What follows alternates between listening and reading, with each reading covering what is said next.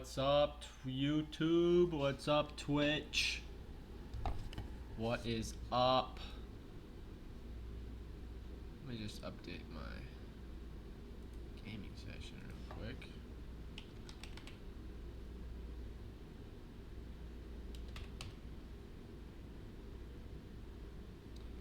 Here we go.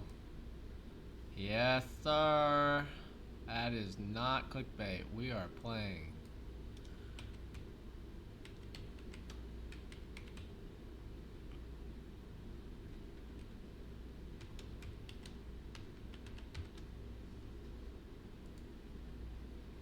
That is not clickbait. We are playing Disney Infinity. That is right. Heck yeah. I had to break out my Xbox for this. Any of you gamers out there know that this is the Xbox 360 model. Yeah, that's right. We're going old school today.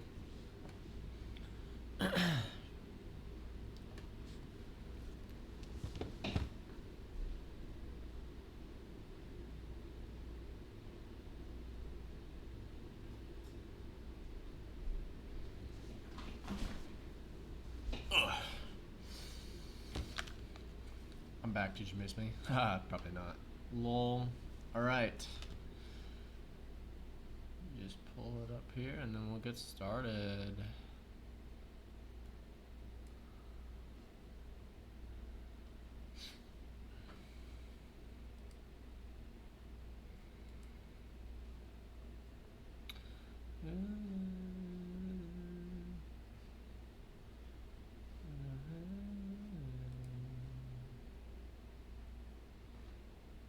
Wait, chat.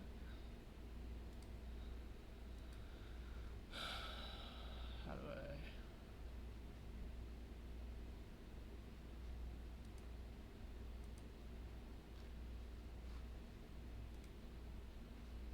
How do I do this?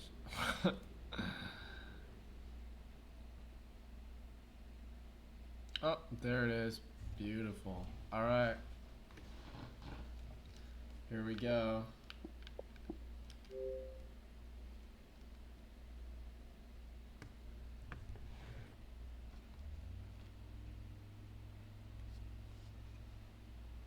The moment we've all been waiting for.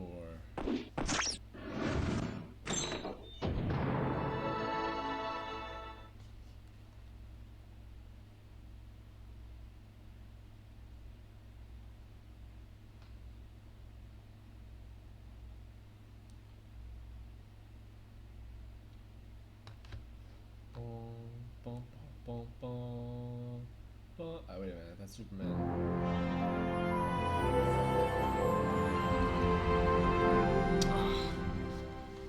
Gosh, anyone who played this growing up, that's so nostalgic.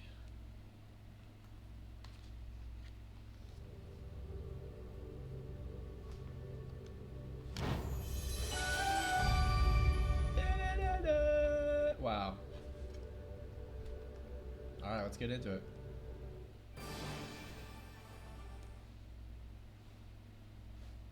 Brand new game, brand new save. We're gonna just be playing through. Start off with a little Galaxy of Heroes moment. For anyone who doesn't know, this is like the tutorial that they make you play when you start a new game.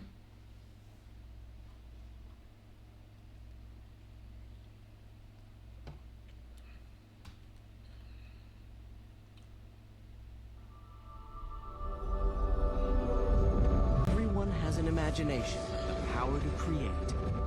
As we share our imagination, stories unfold. Why would a Sith probe droid be searching the Senate? And who gave it the orders? We'll understand its reasons once we know what information it stole.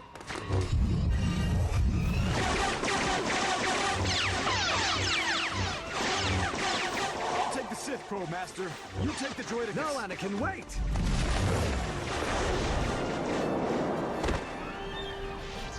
Here we go. Let's do it. Where do you think you're going? Yeah, where do you think you're going? So that's how we're gonna play, huh? Oh, Battle Couldn't make droids. that. My favorite.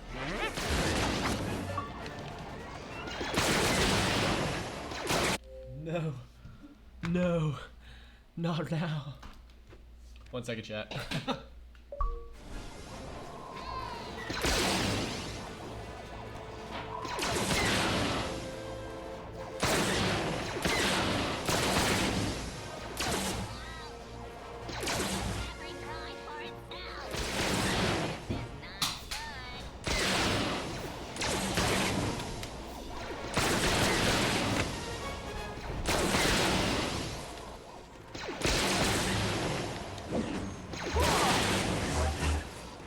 Here's the practice.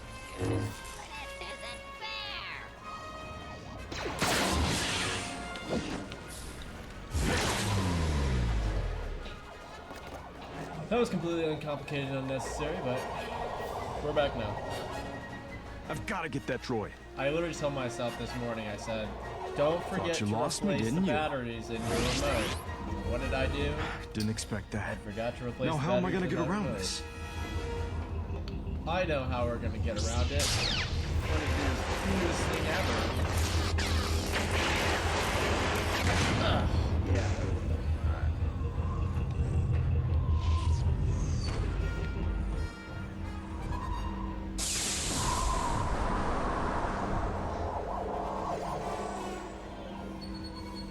I know how to get that droid. The Force will guide me. It's me. I'm the Force.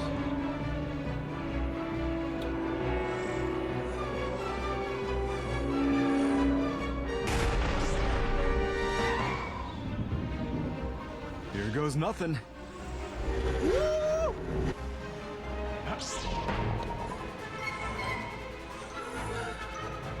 We've got company. Perfect. You won't win.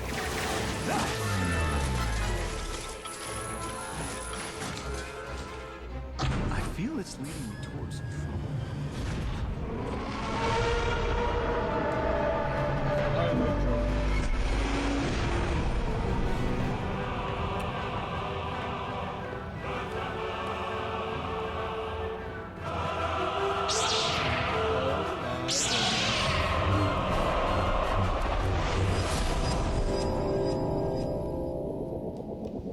Glad we got out of that mess. Oh no. And into another one.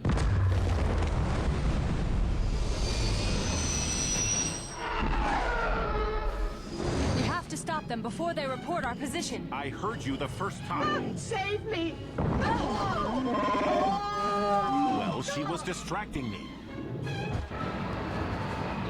I remember playing this as a kid. This was huge.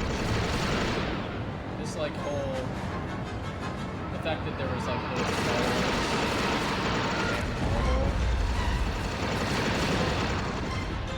and like just this whole like gameplay thing. This was big. I remember like freaking out as a kid. I want to see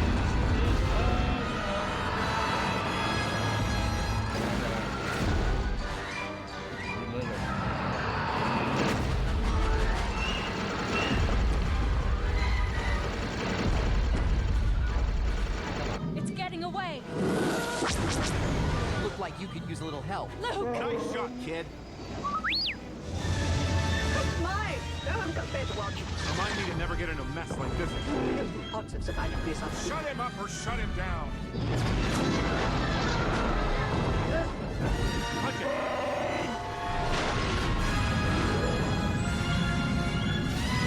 Whether racing through space or exploring the center of the mind, stories can be as diverse as those who share them. Joy and Anger sent back another core memory. So now what? There's one still missing.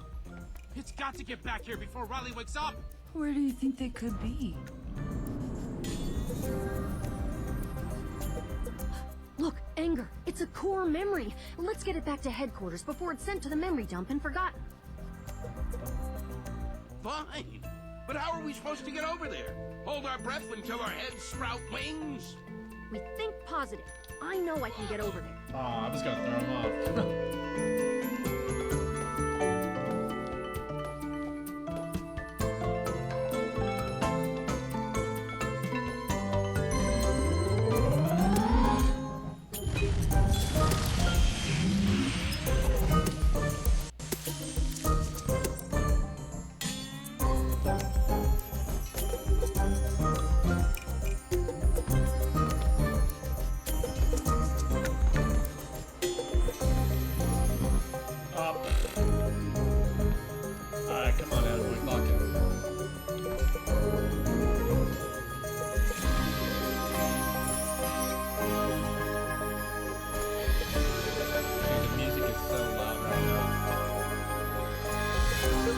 great team or what? Hug me, and you'll regret it. Right this way! Anger. Why, thank you. Okay. All aboard! This literally sucks.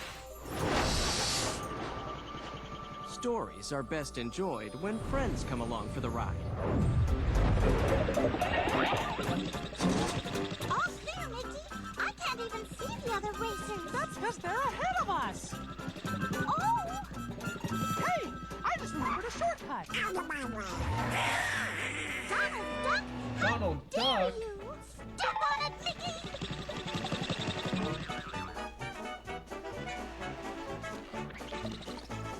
Here we go.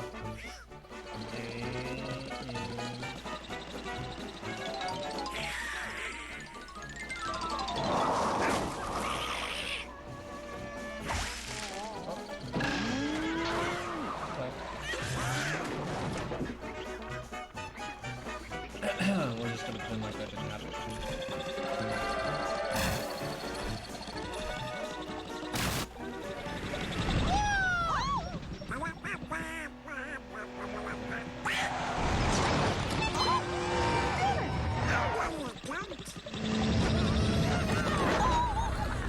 I love how The Dash is greatest just stories running. of all are the ones you will tell.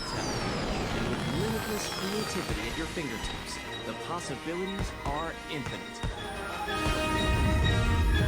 It's time now for you to add your story to these and share in the imagination. Welcome to Disney Infinity 3.0.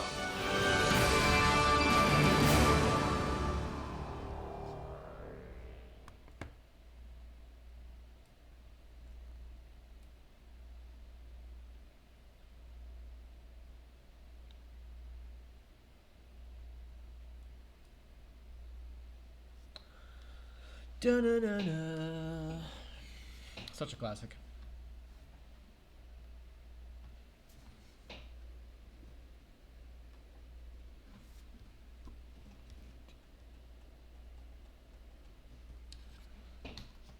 Do-do-do-do.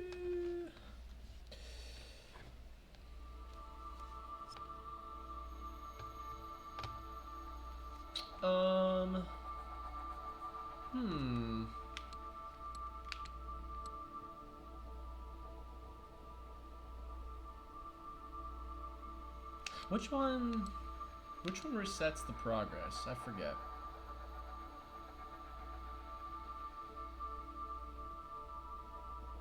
Share ownership.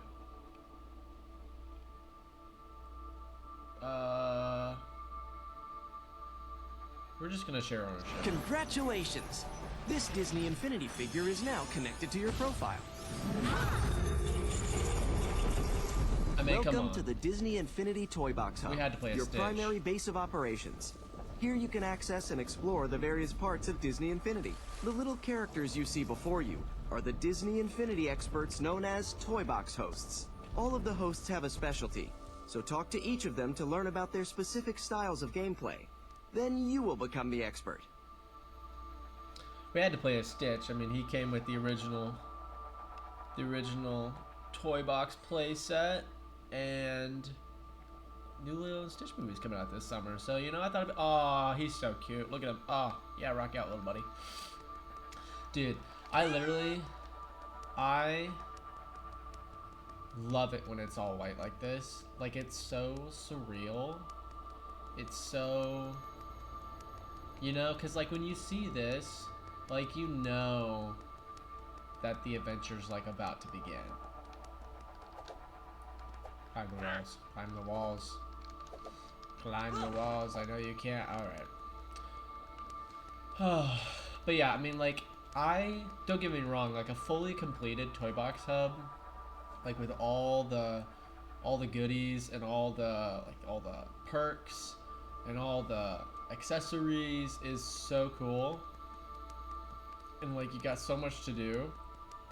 But, like, there's just something about having it like this that I wish you could, like, have the option to, like, go back to in, like, future games, like, or, like, even, like, have it fully completed, but, like, change the theme. Because that's one of the things, you know? That's one of the things that with Disney Infinity, like, in 1.0, the Toy Box hub was like the Toy Box, and you could just build your own hub. And then in 2.0, it was more themed like this, but you could still add stuff here and there. And then in 3.0, they just completely took that aspect away. And I think there's some good and some bad to that, you know? And I think the option to change the theme, other than just the sky, would have been like really cool. Am I talking to you?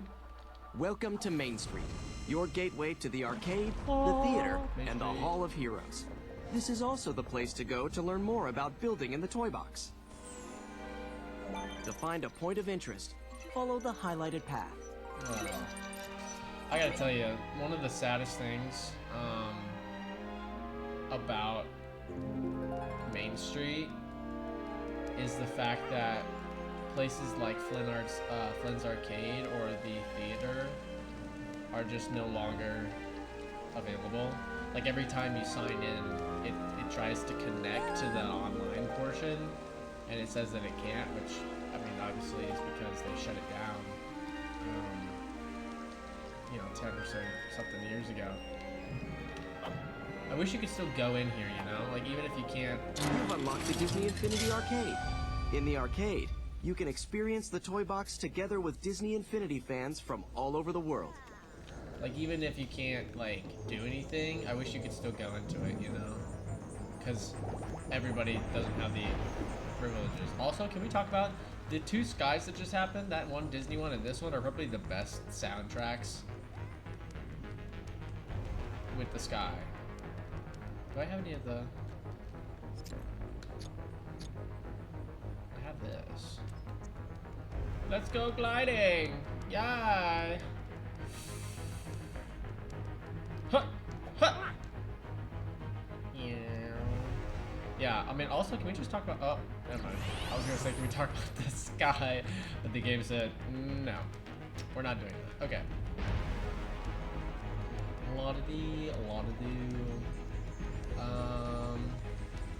Jiminy! What's up, my guy? Talk to me. You've unlocked the Disney Infinity Theater. Visit the theater to experience the very best toy boxes that have been created by other Disney Infinity And fans. see, like, that's cool, you know? And I know that on the PC version, they still have, like, the online portions and campaigns that they still do to this day. And I feel Create like... or sign into a Disney account to enter the theater. I feel like you should still be able to do that, like with at least the ones that were uploaded before it shut down, you know? And just like, or maybe there's like a Hall of Fame toy boxes of like the highest rated ones of the time. I feel like that should have still been a thing. Who am I talking to you? Hey, Genie. This is the base host. He knows all there is to know about Disney Infinity figures, power discs, Yeah, he does. and everything else that can be placed on the Disney Infinity base. If you have any questions about using the Disney Infinity base, just ask him. What goes here? Oh, the Star Wars one. That's what it is. This is the creation host. Force Awakens He one. knows all about building in the toy box. He's unlocked the Building and Logic portal for you. To learn more about building in the toy box, or to accept a building challenge, just enter the Building and Logic portal. This is actually, this one and the racing one are probably my two favorites. You know, let's go explore. Oh, you have to do them in order. Ooh. Okay, this is gonna be fun. We're gonna save that for later though. Let's unlock the rest of the toy box first. This is the combat host. What's up, combat He's host? a master of defeating any kind of enemy you'll find in the toy box. What's his name If you again? want to be better prepared for upcoming attacks and battles, just talk to him. Are you up for a battle now? I guess so. Break open the crate to see what's inside. Doesn't seem too bad. Oh! I was gonna say I just used like my full. Hello? Oh, I have to. Fantastic. I was You're trying a to melee natural. him. It looks like the combat host needs your help with something else. What do you need?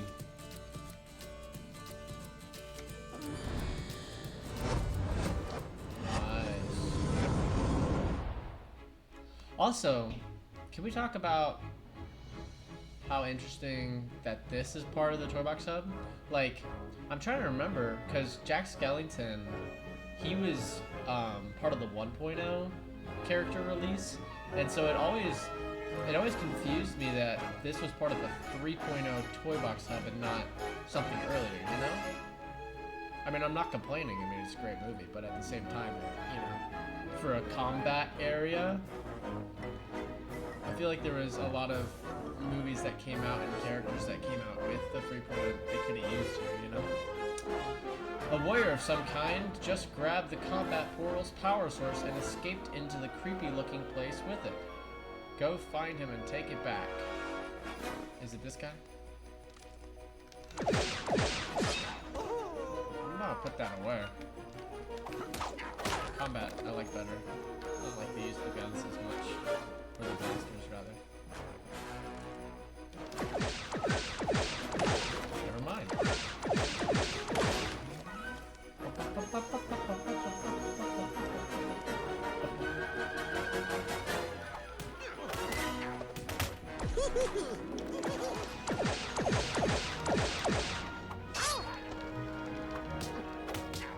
Way to go!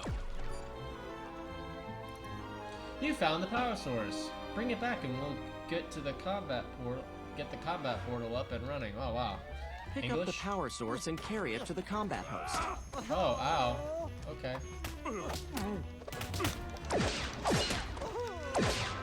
Dude, I'm so rusty at this combat stuff. I don't think I've played in like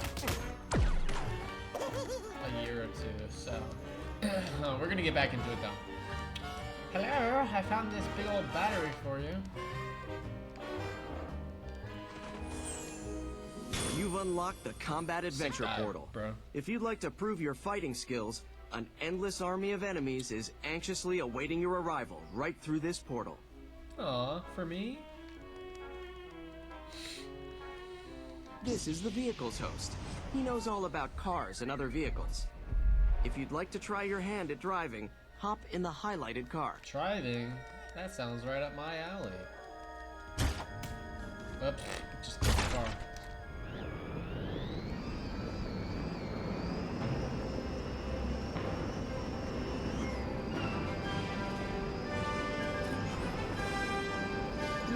Hold the button to move forward.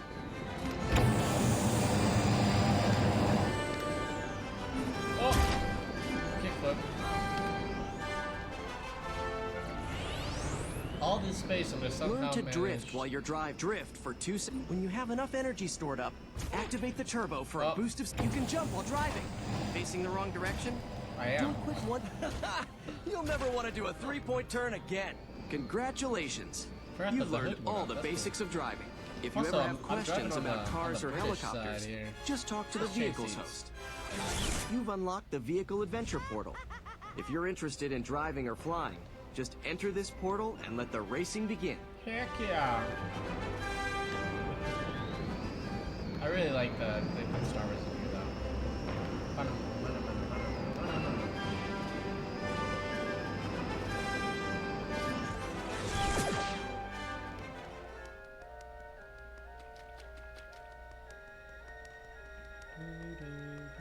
Also, this one with Woody, the one that's next to the barn, that one's also really cool. This is the farm sidekick one host. for your sidekick. He's an expert at recruiting sidekicks to follow and assist you throughout the toy box.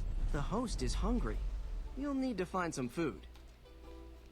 He looks capable enough to find his own food, but I mean, we'll help him out. Great start! Thanks. Looking good. Thanks.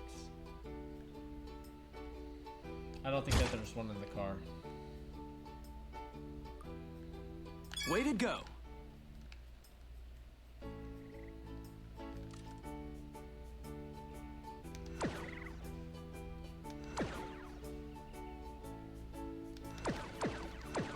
I was trying to make him tip. Almost done. Maybe I need the high ground. Come on. Tip.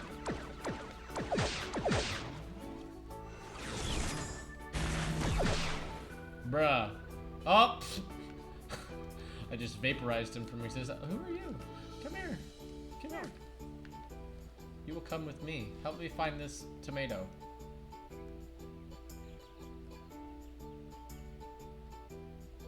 Congratulations! Oh. You've unlocked the Sidekick portal. Oh. If you'd like to recruit a sidekick or learn more about the benefits of having one, just enter the Sidekick portal. Dude, I love this game so much. Like, I don't know what it is about it. Like, I was obsessed with this game as a kid. And I don't know if it was like... Let's do you. I don't know if it was like...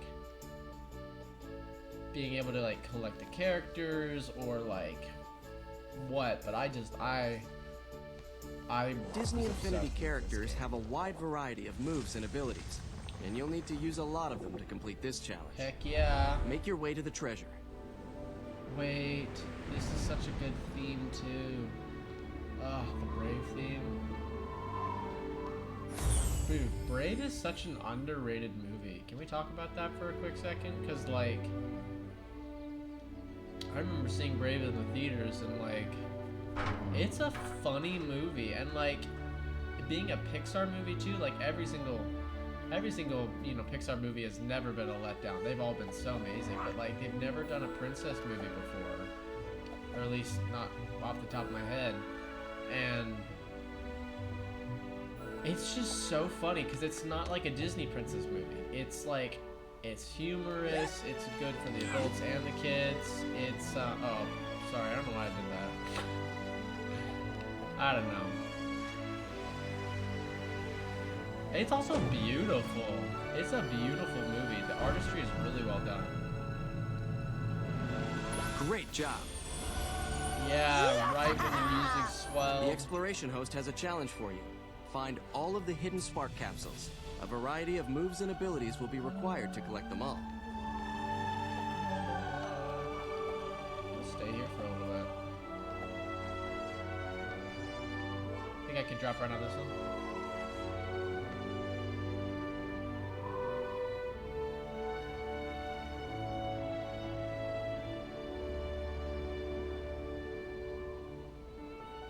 Ugh, I love this game so much.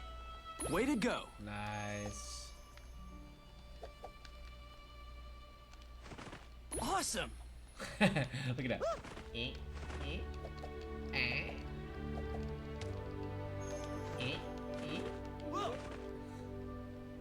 You're doing great.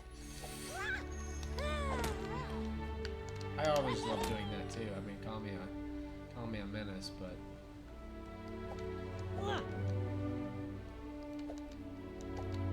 Very impressive. thanks. You too. I know walking is sometimes difficult. Almost sometimes, done. So I appreciate your encouragement here.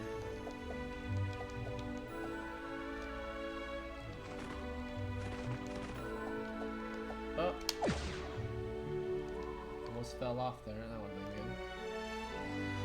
good. You did it! Yay! You've unlocked the Exploration Adventure Portal. If you're looking to jump, climb, and explore elevated terrain, this is the place for you. Jump on into the Exploration Adventure Portal anytime you're up for exploring new heights. I don't know why, but the exploration one. Your character has leveled up. This is the Skill Kiosk, your direct access point to the skill tree. You've got skill points to spend. Visit the Skill Kiosk now to purchase upgrades that'll make your character more powerful. If anyone's wondering why my Stitch after, you know, a decade is only level 5, it's because I just bought this Stitch, so I have 2, and I bought this one with the specialty case, you know, with the palm trees in the background, and so this isn't the one that I had way back when, so. But it's good, because then we'll be able to select a skill tree tab. You Each know. of the other tabs along the top of the skill tree contain a specific category of related skills that can be purchased or upgraded. we'll be able to kind of go through and do the From whole these skill 'cause tree tabs, this you side can of the upgrade game, your you know? characters by enhancing their current abilities and purchasing new ones. Some skills will remain locked and unavailable until an adjacent skill has been purchased. The most valuable skills have higher Every costs, skill tree ever. but each time your character levels up, a greater number of skill points will be awarded. Select a skill that you'd like to purchase. I want to do like I want to do character episodes where all we do is we just level up different characters. Let's do this one. You've just purchased your first skill. Return to the skill tree often to upgrade your characters. These upgrades will prove to be increasingly valuable as you progress through Disney Infinity. Ooh.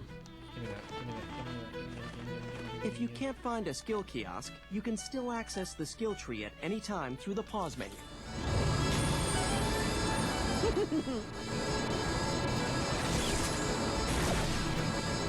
You found a gift. Yeah, I did. It contains a surprise toy box toy from the toy store that is yours to keep.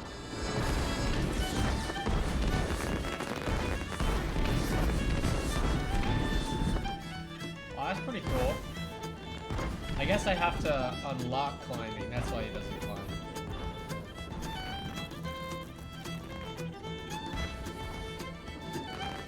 How do I get on top of here? I know there's a present on top there. We'll get it later. Alright, what's left? Place a playset piece on the Disney Infinity base if you want to visit that playset. I love how there's like specific dialogue that you have to be in a certain place at a certain time to unlock. I think that's so like diverse. Meet the Toy Box Butler. Cool. He's an expert when it comes to creating toy box homes. This is it. The door to your very own toy box interior. Just Dude. follow the butler through this toy box door to get your first look at your new home. I would... This is so peaceful. I'm so relaxed right now. Oh, look how happy my guy is. I arguably, like, when I completed the game and I had nothing else to do, I spent 90% of my time in the interior. I don't know about anyone else. Like, some people thought that, like, maybe it wasn't a necessary piece to, like, add to the game. I mean, they did for most of the Disney Infinities, if not all of them. But I loved it. Like, just having a specific space for like whatever character I Welcome wanted to play your for that interior day, to home, have their, like, own a room and customizable living things. I space thought that you it can was organize and just the decorate in coolest thing. any way you see fit. You're just in time to supervise the final stages of the renovation process. Dude, they're doing this for free. It looks like there's already something you can help with. Okay, we're not gonna spend too much time in here, but we're gonna just break the kinda crates get to find the paint. Set up and out of building stairs, you know? It's always in the last one. You found it.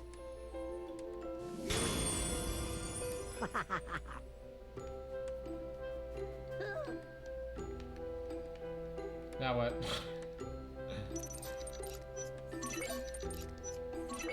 Use Oh, the I'm magic sorry. I wand forgot to read the change the dialogue. look of the walls, the trim, or the floors to make your interior feel like home. Open the packs and tools, aim the magic wand at the walls to select them for customization. Then select the customization you want to apply. Let me do the one that I would do as a kid. Let me do this. Which one would I do? Did I do? I might have done this one. No. Open the packs and tools menu to select the magic wand.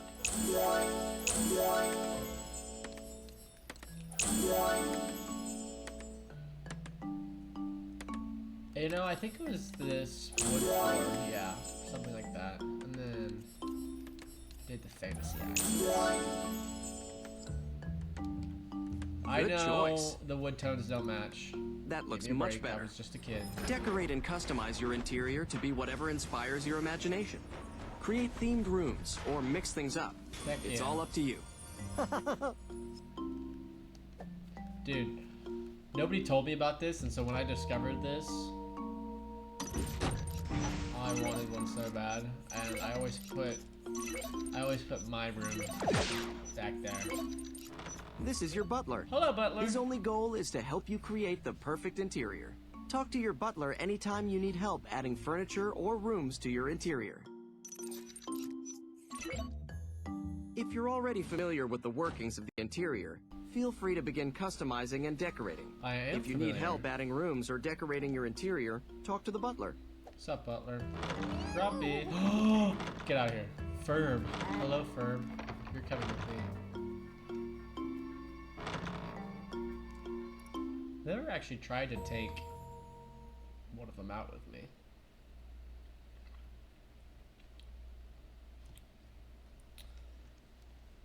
Dude, I'm just looking at Joy here, and like, I didn't like the Inside Out toy box as a kid.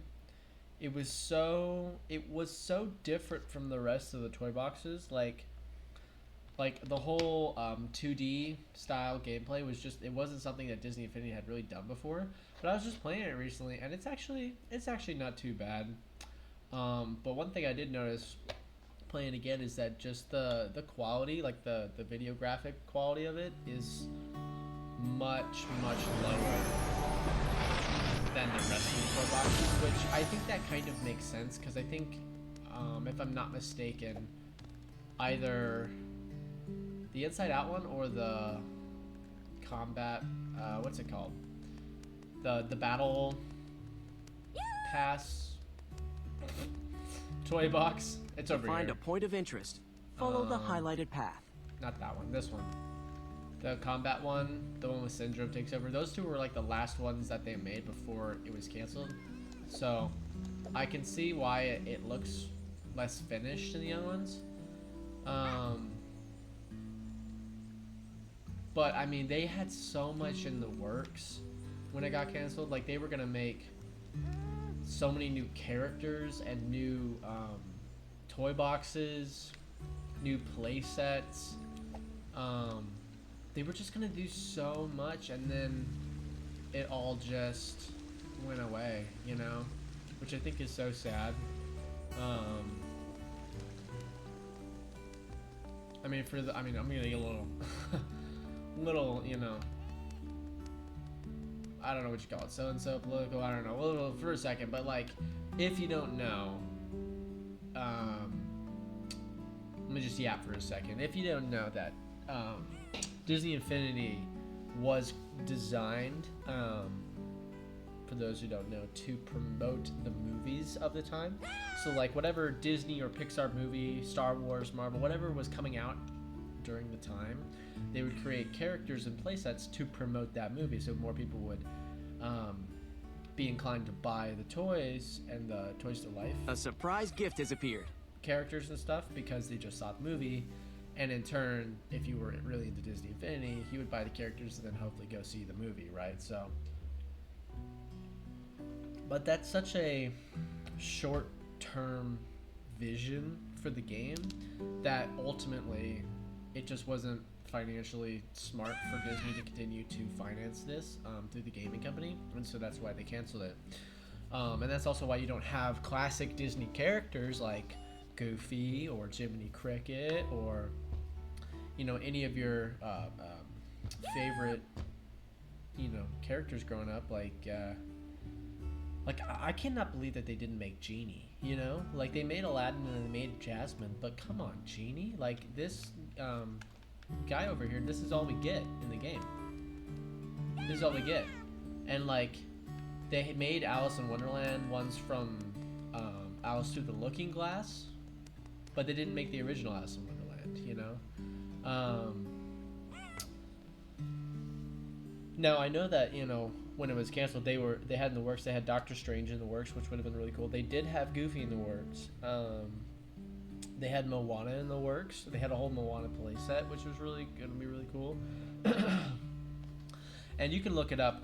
Some really good coders and some modders have been able to kind of jailbreak some of those codes that were in the PC version. And they can kind of go into and see the unfinished character models and unfinished playsets. So if you want to see that, I know that there's some YouTube videos kind of showcasing that if you haven't seen it already. But Um, yeah. That's kind of my yap session.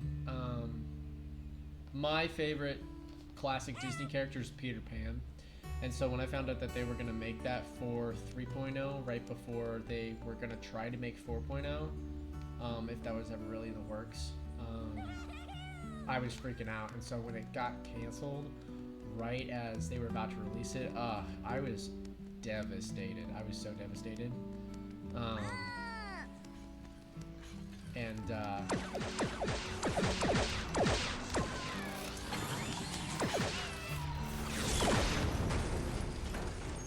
But since then, I actually have been able to get my hands on a Peter Pan Disney Infinity figure. That thing is my pride and my joy. Oh my gosh, I love it so much. And I wish they would have... A parade. No, wait a minute, not a parade. It's the band. I don't think I've noticed that before. That's so cool. That's such a cool little Easter egg. But yeah, I was actually able to get my hands on one for my collection, and they made a bunch of them before it got canceled, and so when it did, they just dumped a bunch of them in a bunch of like boxes and stuck them away in warehouses. And I forget the actual story if the warehouse sold or got repossessed, or if they were doing some kind of like warehouse like auctions or whatever. But anyway, somebody found them and then started selling them, which I don't know if that's technically legal, but you know, Disney didn't come after them, I don't think so. When I was a kid, I saw on like AliExpress that they were selling them for $6, and I thought it was a scam, because I did not think that they had actually made any, and I thought they were just using like, you know, the pictures from the concept art, but it was real. And so as in my adult years, I was able to get my hands on one, and all they had to do to make Peter Pan work was to release the game files in like all the versions, and they didn't. And so he's fully functional. He just doesn't, his code doesn't match the game, and so he doesn't work. But I know that some modders have been able to fully unlock him in the PC version using mods and things like that. So I still have yet to try that, but that definitely is on my bucket list to be able to do. All right, enough yapping. I know I've been yapping your ears off for like 10 minutes, but that's my yap sesh. For any of you who want to know a little bit more about, you know, Disney Infinity and why I love it so much. So This is the Toy Box Welcome Host. What's up, and Toy he's Box opened the Toy Welcome Box Host? for you. If you'd like to create and explore your very own worlds, just follow him into the Toy Box portal. Let's do it. All right, so this is the full toy box now. Wow, this is great. I think now we can either. Oh, what's up, Ordinary? What's up, dude? Type in chat if you're still here. What do you want to see? Do you want to go to a toy box here and just kind of mess around, or you want to do some of these Keep your portals, eye out for surprise gifts. They could be anywhere. Some of the gaming features here. I'll give you a second, but yeah, let me know.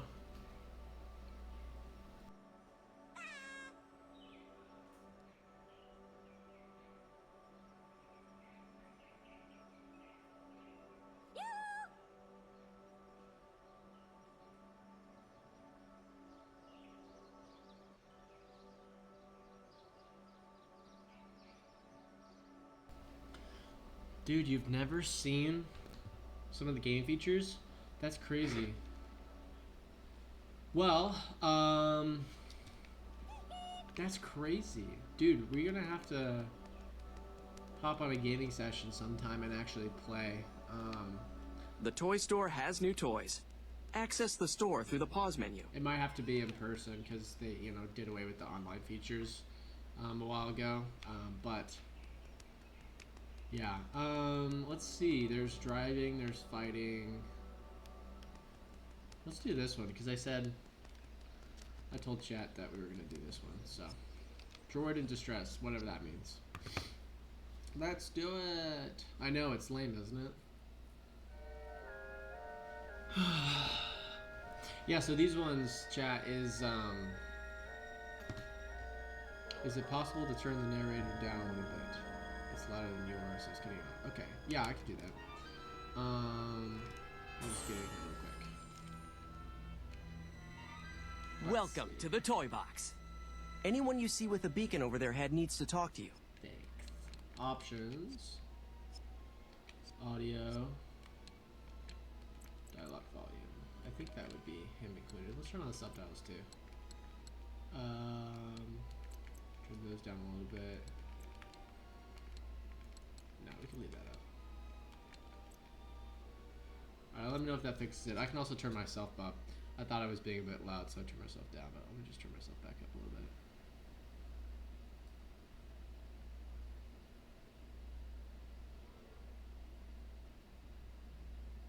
Alright, we'll try that. Yeah, so these toy boxes were created as a little kind of missions and stuff that you can do. They're very similar to the online toy boxes that other users would make that you could play. Ah, there you are. Thank the maker. My counterpart, R2D2, received a distress call and ran off to, well, who knows where.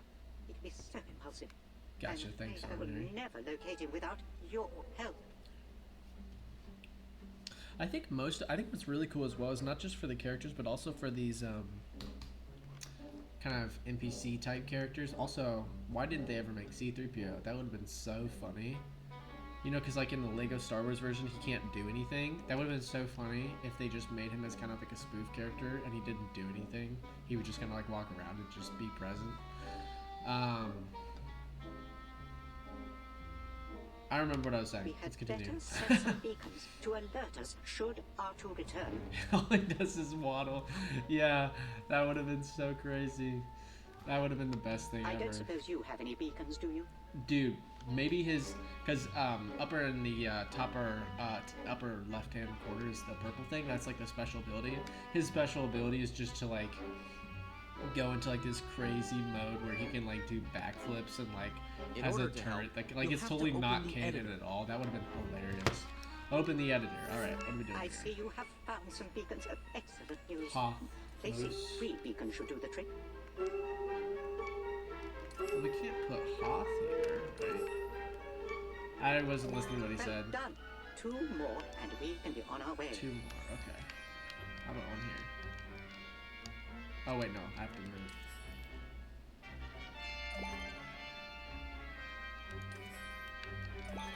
There we go. That's done then. We had better get going. There is no telling what trouble R2 is causing out there. Yeah, so like when they Now go on to the highlighted area. is that better? Is that narrator better? R2's signal emanates from beyond this ridge. But Dude, look how they spelled it's too R2. high for us to climb. If we could find a hill, a slope. Cool, thanks. There aren't any hills around here, but you can use the editor to bring a ramp into the world.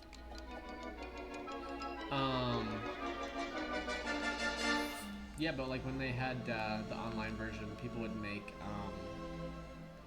different like games and like Fantastic! stuff for people to play, and so I think one of them was I think was like the Tron Okay. Legacy Now off to the next highlighted area. speed bike like arena where they would like go around and like if you went into the trail you'd like have to restart. So that was like super cool, and like a lot of those features went away when they got rid of the online feature. This chasm could be our downfall. Quite literally, I'm afraid. Perhaps you have some means of crossing it. But let's not talk about the downfall. You can Let's launch let's yourself lock across in a gap here. like this one Let's with a launch super yourselves cannon. across this gap. Open the editor again. Let's see. Gotta turn it around. There we go. Great job. Thanks. Some sort of propulsion device. Yes, I know. Not my first choice, I must admit. No, I wasn't built for this. Fully The standing. things I do for that droid. Look, it's Well, the Walmart it logo. appears I have suffered no Not as loss possible. of limb this time. I suppose we had better soldier on. Head to the highlighted area. Ah, yes, a hill. What a nice change of terrain from that chasm. Oh, dear. I don't suppose you have a bridge handy, do you? I do indeed. If I know Disney Infinity, they will provide. Return to the editor. Wait a minute. Oh my Wonderful. gosh, Now, it's a Sarlacc place it pit. over there. That's crazy. Nicely done, and without a moment to spare. We must find Artu. We must find Atu. What do you think? Time to head to our next Should I destination. jump in? Where's that beam of light? Alright, let's try it. Up. That's lame. Let's do it one more time for good measure. Alright. We soldier on. Come here. You're coming with me. Oop, this way. Wait, no. I want this guy. Come here. Yeah. Yummy, yummy, yummy, yummy, yummy. Dude, what is this ambiance? It's kind of crazy.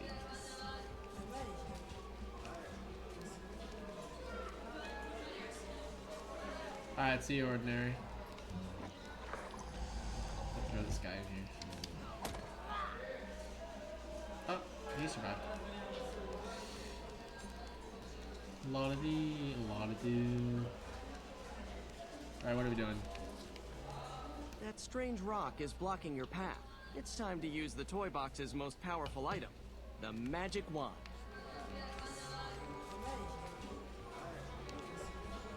Follow the path to the highlighted area. Just deleted a whole wall, no problem. Oh, look at this greenery. This is nice. My sensors indicate Artu is inside this mountain, but I cannot find an entrance. Do hang on, Artu. We will find a way.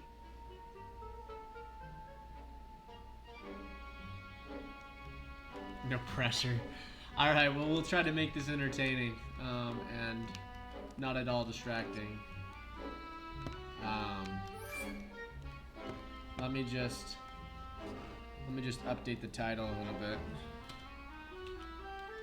Disney Infinity is back. Sleep stream. Alright, safely updated. Okay, we're just gonna put a door right here. Way to go! Quick thinking. Artu should be just up ahead. Wait, no, not sleep stream. You don't want you to fall asleep. Awake. Awake stream. Yeah, that's better. Alright. Alright, R2. Okay, We're coming. now off to the next highlighted area. Alright, we're doing a left turn, and now we're doing a right turn, and we're doing another right turn, and now we're out. Artu, R2D2, there you are. Don't worry, we will get to you somehow. Is that Luke Skywalker? Dude, he's smaller than R2D2. If only there were a way to get close to that ship. With the magic wand, you can move terrain pieces anywhere you want them to be. Find the magic wand in the packs and tools. Oh my goodness. I was just thinking, if Disney Infinity was still like actively making stuff, dude, they would have to, I mean, they got Spider-Man, right? But like a Miles Morales Very impressive. would have been crazy. Or like a Gwen. And like having a D2, did you come all this way Spider-Verse just to assist playbox this or pilot? playset. That would have been crazy.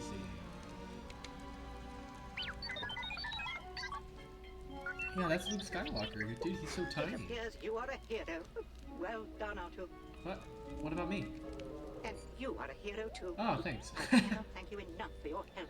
Well, you're quite welcome, robot. Fantastic. Come here, Luke. Good dog.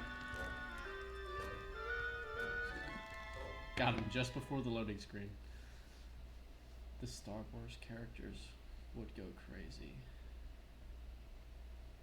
The Star Wars characters would go crazy. What does that mean?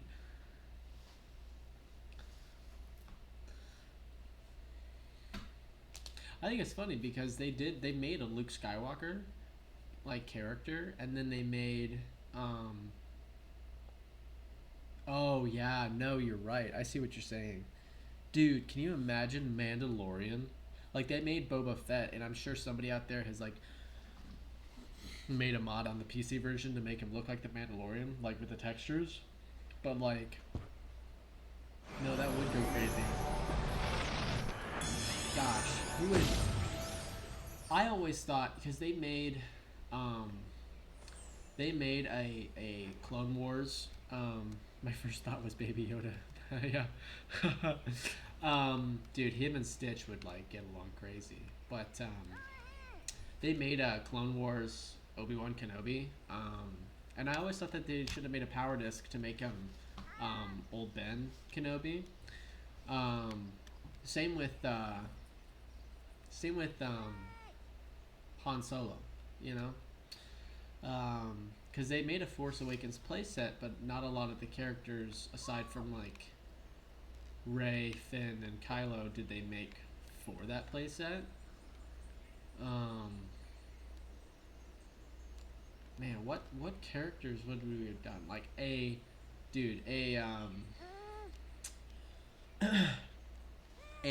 Darth Vader with like the cracked helmet with Anakin underneath would have been crazy. That would have been so crazy. Or like, because they made Anakin Skywalker, so if they made a power disc for him to be like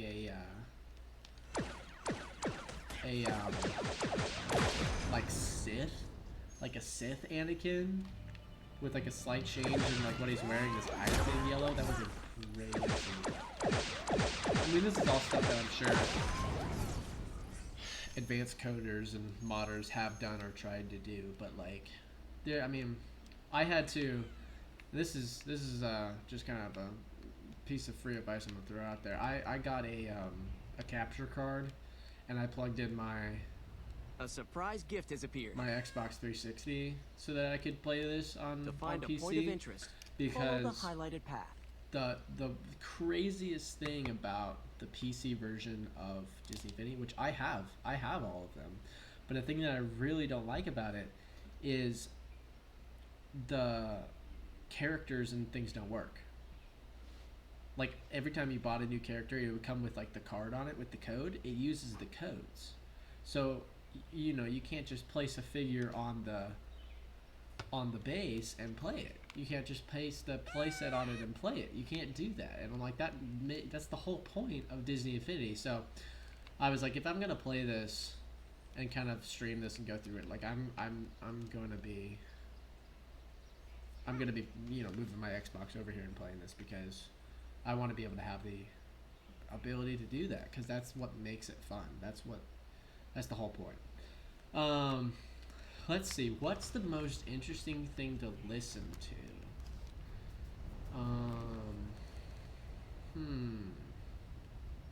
Racing is kind of like you have to lock in. Fighting's a bit much.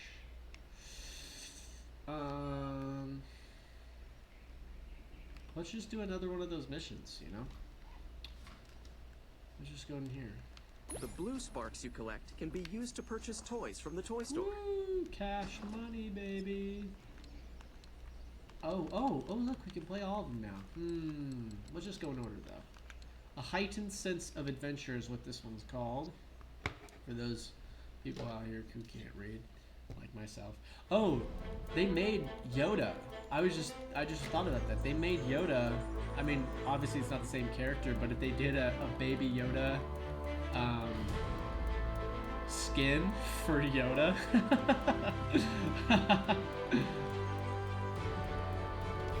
What are toys? So like the Toys to Life feature is basically the whole I'm gonna pause that because that's really intense music. The whole Toys to Life concept is like what Disney Infinity and some other games at the time were based off of, where you went out to like your nearest Walmart or you know, wherever, and you bought the character, like the action figure, and so then you put the action figure onto the base, and then you can play that character in the game. So that's the Toy Still Life feature. And then the play sets are the places that you go to.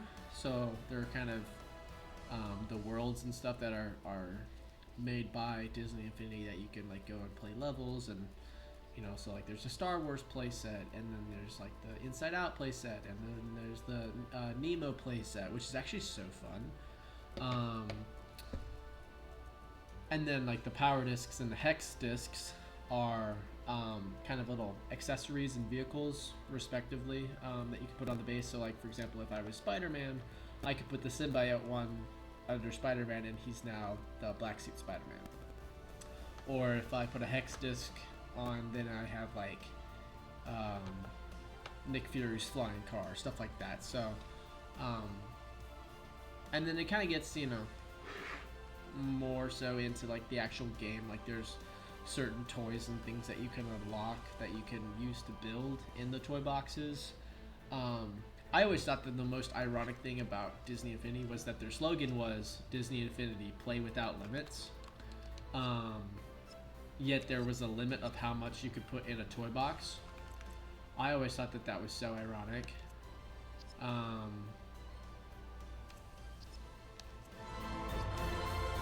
So anyways, this is really intense music.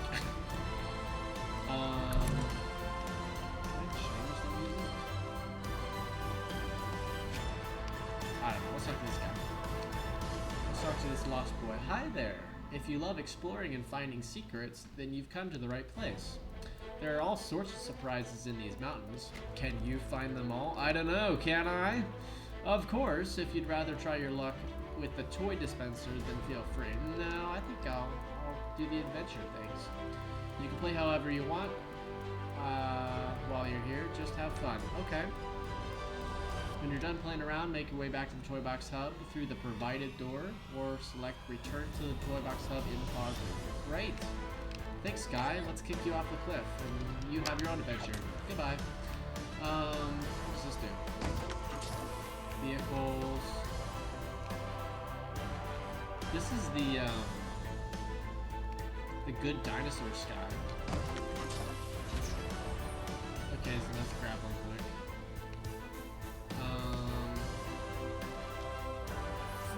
Well, I can do it. Let's do this. I'm gonna put down a sky changer to change the music, because the skies are what control the music as well, unless you're in a vehicle. So, all right, let's shoot this.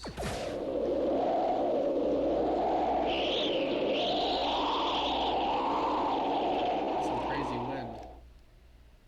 What is this? Wait, I didn't know that these did that.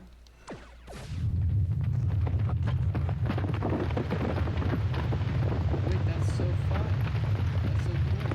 It's like little booby traps. Oh, that's really good for a long time. Oh, best guy in the game. What does this do?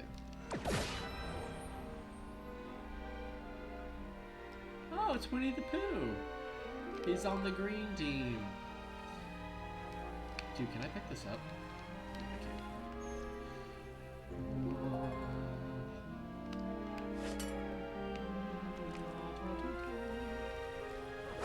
Alright, let's go flying.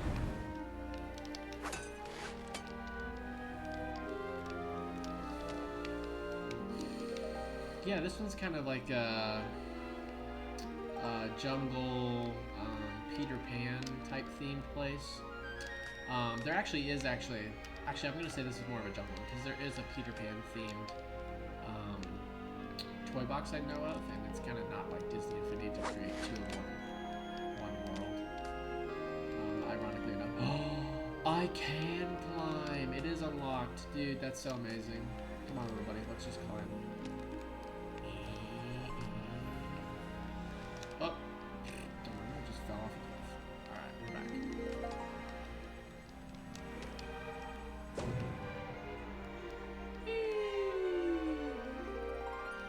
Alright, this is a nice little kind of reprieve. You know what this reminds me of? This reminds me of Disney Infinity 1.0. There was a part of the Toy Box Hub that was like this, where it was kind of like obstacle course ish, and it had some mountains in it. And yeah, so this is kind of maybe a slight harkening back to that. If anyone's wondering what sky this is one of the best skies in the game. This is like the sky that, like, when the movie opens and it's the Disney castle, this is what's behind it. But it has some of the best music, I think, for just relaxing, just gaming, just cruising. So we're gonna go make our way back to the Toy Box Hub now. So you can kind of see the sky in the background of this loading screen.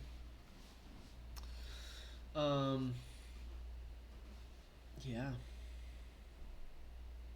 I'm so excited to be playing this game again. Like I said, we're going to be kind of just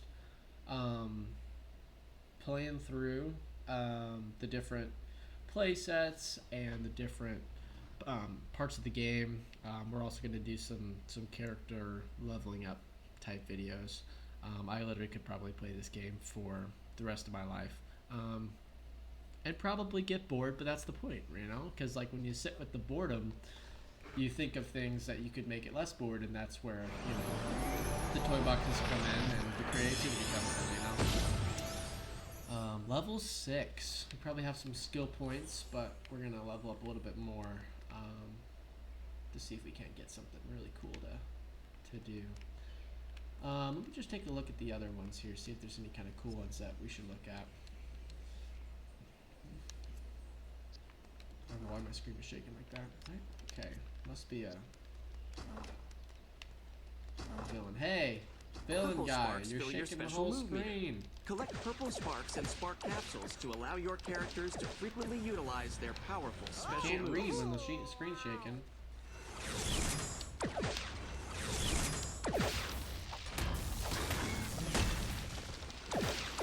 Okay, it's time for you to go.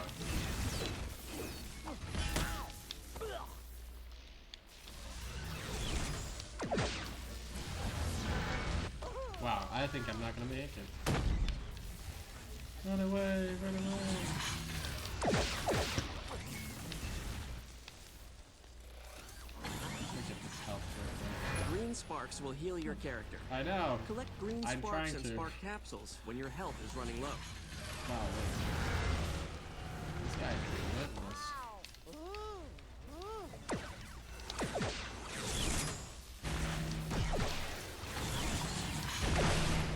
Okay, got that guy taken care of.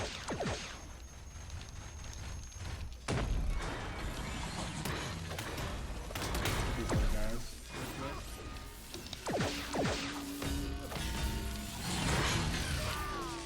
Dude, I'm definitely gonna die.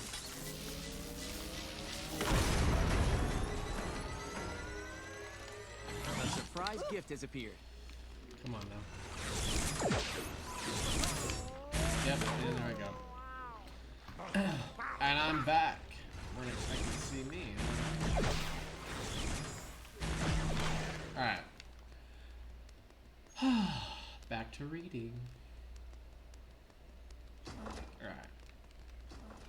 So this one, tricky terrain race.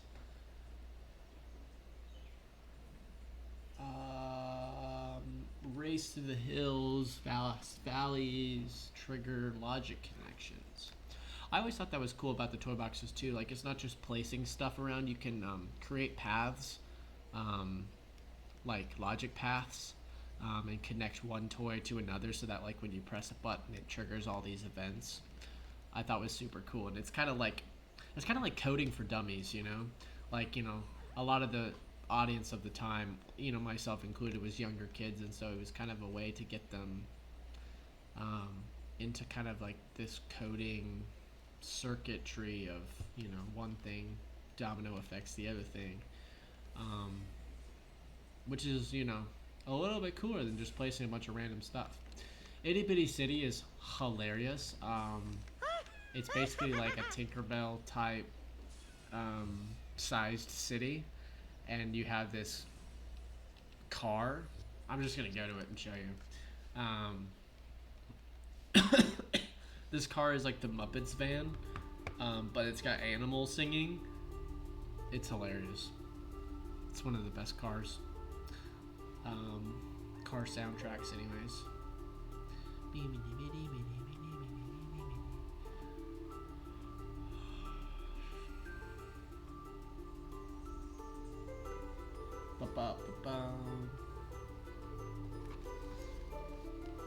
Oh, look at that little neighborhood.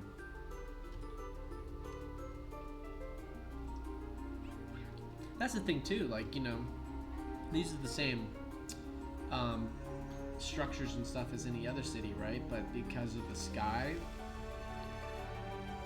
making it look like you're in between the grass, now it's like, oh yeah, you know, the city's tiny, and so then it's kind of like that whole imagination thing, because like I wasn't very good at imagination as a kid. I was never the type to like sit down with toys and like create a mine. Give it. Oh, I forgot who's driving it.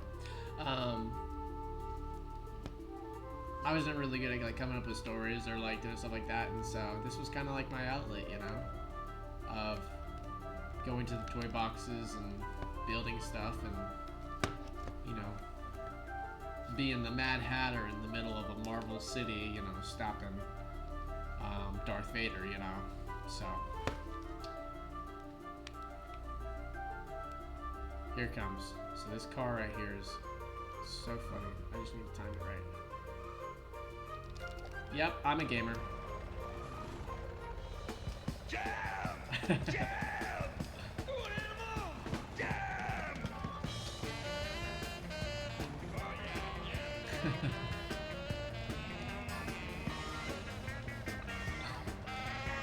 yeah. Look at my face. I look so focused. I'm a good driver.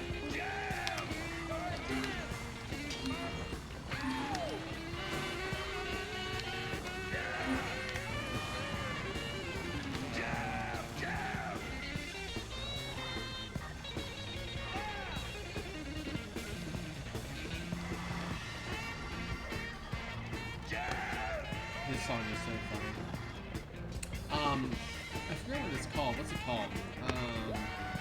There's like a baseball animated movie that this reminds me of, like the time period.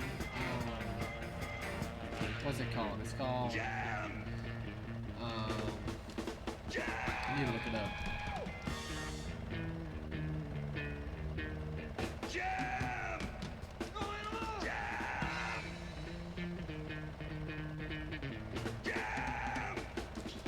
Everyone's Hero.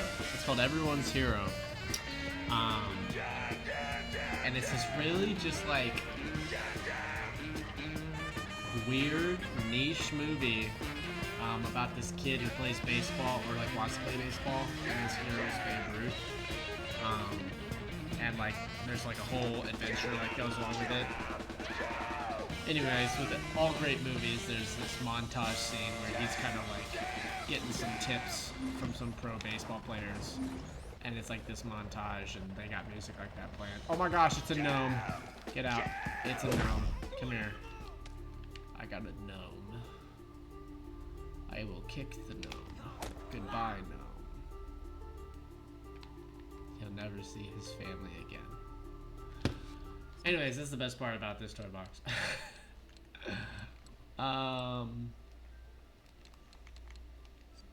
Oops. No, I don't want to quit.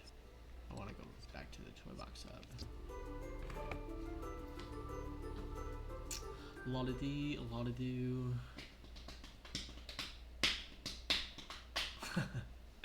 Disney Infinity is back. Awake stream. I remember that baseball movie. Yeah, dude, it was a great.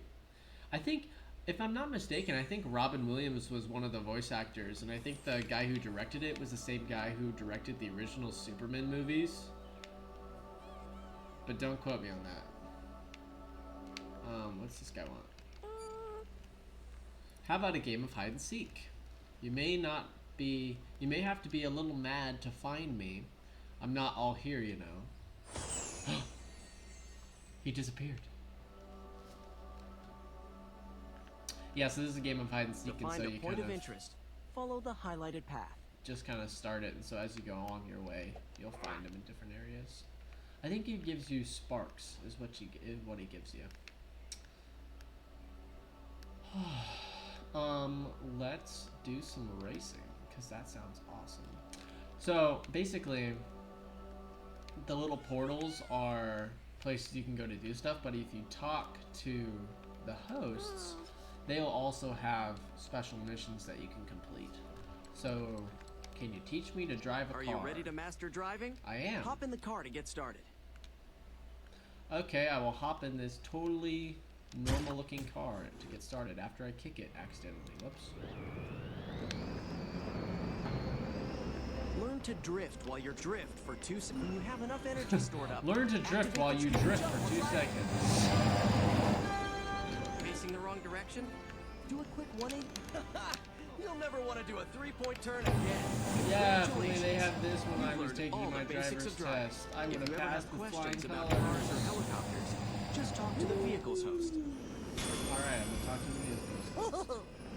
The blue sparks you collect can be used to purchase toys from the toy store.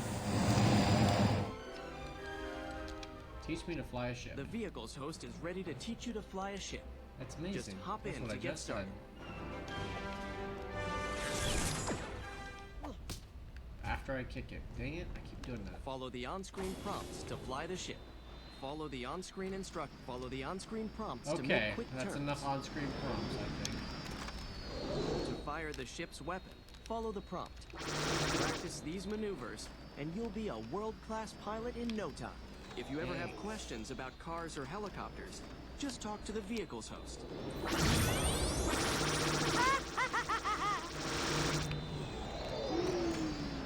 World-class pilot in no time. Look at me now, Mom.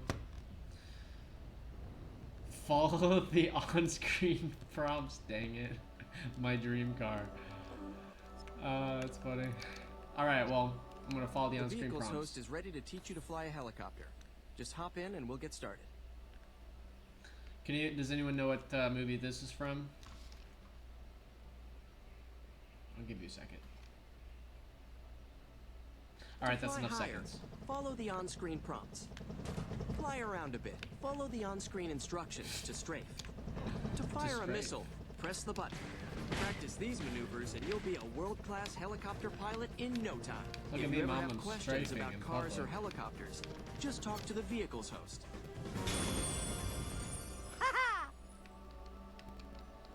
What else you got for me? Teach me to ride. Alright. There's an... Follow the on-screen prompt to run. You can jump while riding an animal. Animals can sprint while you're riding them. I'm a dog riding a sheep. Let's do it. I'm unstoppable. Alright.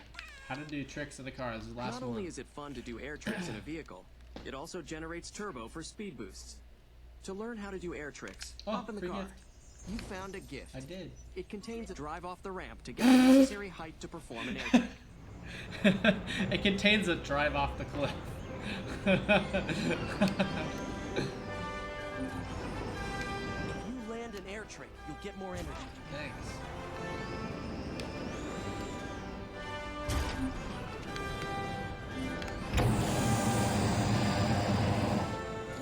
You've mastered air tricks.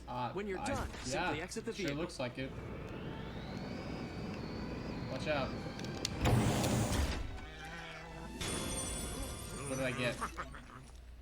I got a stunt buggy. Oh, there's one more. If you'd like to race, I would. hop in the car Dude, and drive this is over to the also light beacon. W vehicle. The speeders from episode don't quote me on this, 6? Yeah. Battle of You've earned a bonus toy Battle for of completing Indoor. Toy Box host missions. Go I don't get think your I've toy. completed it yet. I haven't raced. Let's do a race. Yes, let's race. I'm gonna get first place. This doesn't seem hardly fair. They're all cars.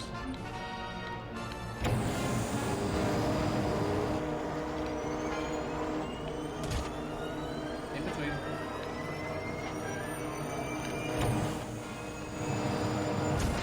I crashed. No, yeah.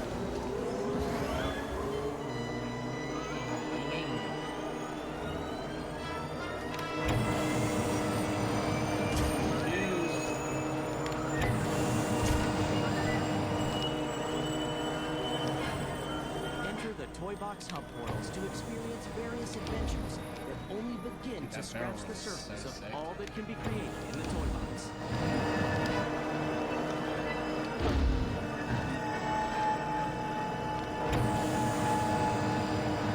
I'm so fast.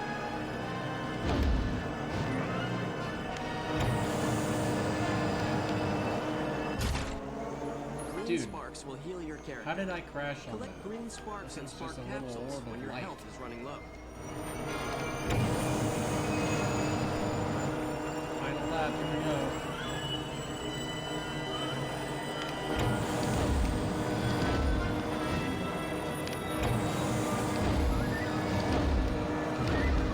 Marvel's days. Ding ding ding ding.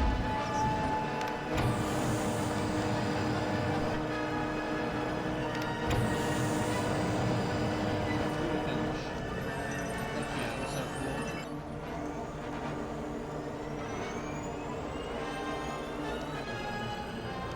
As you gain victories and other notable accomplishments, your Hall of Heroes will improve, creating a visual representation of your personal achievements for all to see. A pig! I want all to see this pig. He will be my Hawaiian barbecue. I will call him Pepper. Pepper Pig. Come with me, Pepper. We will find the nearest fire.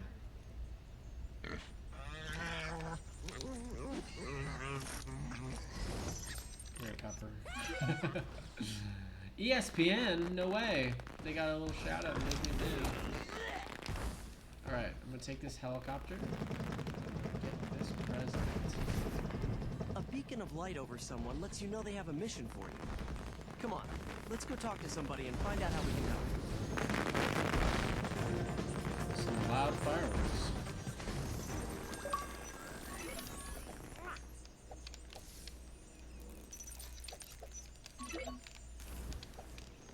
Orange sparks raise your character's experience level.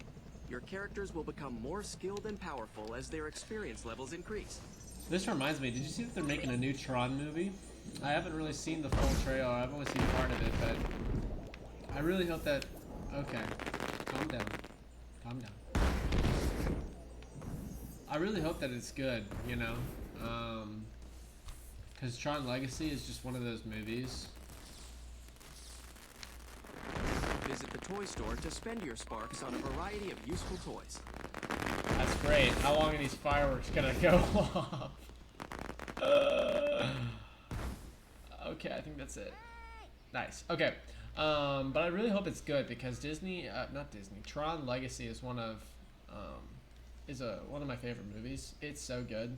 And so Tron Ares looks really cool, but I feel like it's gonna be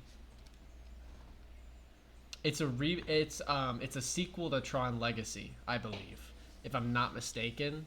I mean, honestly, I'm kind of hoping it actually is a reboot because like I said, I haven't seen the full trailer, but in what I did see, I didn't see any of the Tron Legacy cast. Which, if you're looking for more fun if you and know anything inspiration, about enter Tron a Toy Box Legacy, Hub portal. it is a sequel The adventures to the you'll original find Tron. highlight some of the endless possibilities for what can be created What's in the his Toy name? Box. Kurt Russell is in it, right? And so he's in both the Trons. He's like the main character in the first Tron. I have seen the original, yes. He's the main character in like the original Tron, and then he's the dad of the main character in Tron Legacy, right? So Tron Legacy is the sequel to the original Tron. So I imagine that Tron Ares is going to be a sequel to Tron Legacy, because in Tron Legacy they talk about they're concerned that if Kevin and Sam can get into the grid, then Clue can get out of the grid. Games a try. And I think that the whole by placing a Toy Box expansion game disc on the Disney Infinity base. I think that the whole point of Tron Ares is that that Clue did find a way to get out into the real world, or maybe some predecessor. But like I said, like if it doesn't have Kurt Russell as Clue, and if Sam Flynn is not in it, like I'm gonna be kind of upset, you know, because I didn't see any of them in there, and they don't look like they're the main protagonists or the main antagonists. And so I think it's supposed to be a sequel, but without any ties with the original cast, you know? So, I mean, I'm sure there's going to be probably some kind of cameo or whatever, but like I don't want to see anything else other than the original guy who played Sam Finn and Cora, you know, stopping Clue from being in the real world. That's what I want to see. And if it's not that, I'm going to be kind of upset. Because I was so excited to see that they announced it. Because like I said, it's such a good movie. It's one of my favorites. Anyways, but obviously, you know, you can have your own thoughts on what you're kind of looking for. But I feel like in so many sequels nowadays, it's about, like, you know, this protagonist who, you know, accidentally stumbles upon a secret that they shouldn't, and then they find, you know, the key and accidentally unlock, You've earned enough sparks to buy the a toy. place for the bad guy to escape, and then now it's about them stopping him, right? I mean, that's what a lot of movies are about nowadays, and I feel like that's kind of what Tron Ares is going to be, which I hope it's not. Because it's like, you don't want to see some random person who stumbles upon the secrets, you know, trying to stop it, and then, like, you know, the old... Because it's like Star Wars, right? It's like Star Wars with Rey, right? Rey and Luke Skywalker. I feel like that's what it's going to be about. Because Rey comes in and he's like, you know, you're not a Jedi. And she's like, I am a Jedi. And he's like, I'm actually a Skywalker. And she's like, well, so am I, because you trained me. And, you know, Luke's just like, you know, this old guy on the island who doesn't want to be a part of it, you know? And, like... we don't want to see that. We want to see Luke Skywalker stopping the Empire, you know? Portals, your Toy Box Hub and I feel will like really come to life. we want to see Sam Flynn stopping Clue from bringing the grid into the real world, and we don't want to see some, you know, random person that we've never seen before, you know, getting in the mix of things and kind of... it, like... I mean, I'm on my soapbox right now, you know, because... I feel like I've seen a lot of movies made recently where it's a sequel to the movie, and you know and love the protagonist of the sequel that this is being made for, right? And the main protagonist of the sequel is like opposing the main protagonist of the movie that you know and love, and then you just hate the protagonist because it's like, stop being, you know, so-and-so to this beloved character and just, like, listen to them and, like, you know, do what they say and stop trying to be cool or do your own thing. Like, that's not what we want, you know? And it's like, so many movies I feel like are kind of ruined by this concept of just not sticking to the original concept, you know? Because, like, the original concept of the original Tron is that this guy named Kevin Flynn runs an arcade, right? And everybody loves this arcade, and they're going to this arcade. And on the side, he's the head of this, you know, brilliant, like,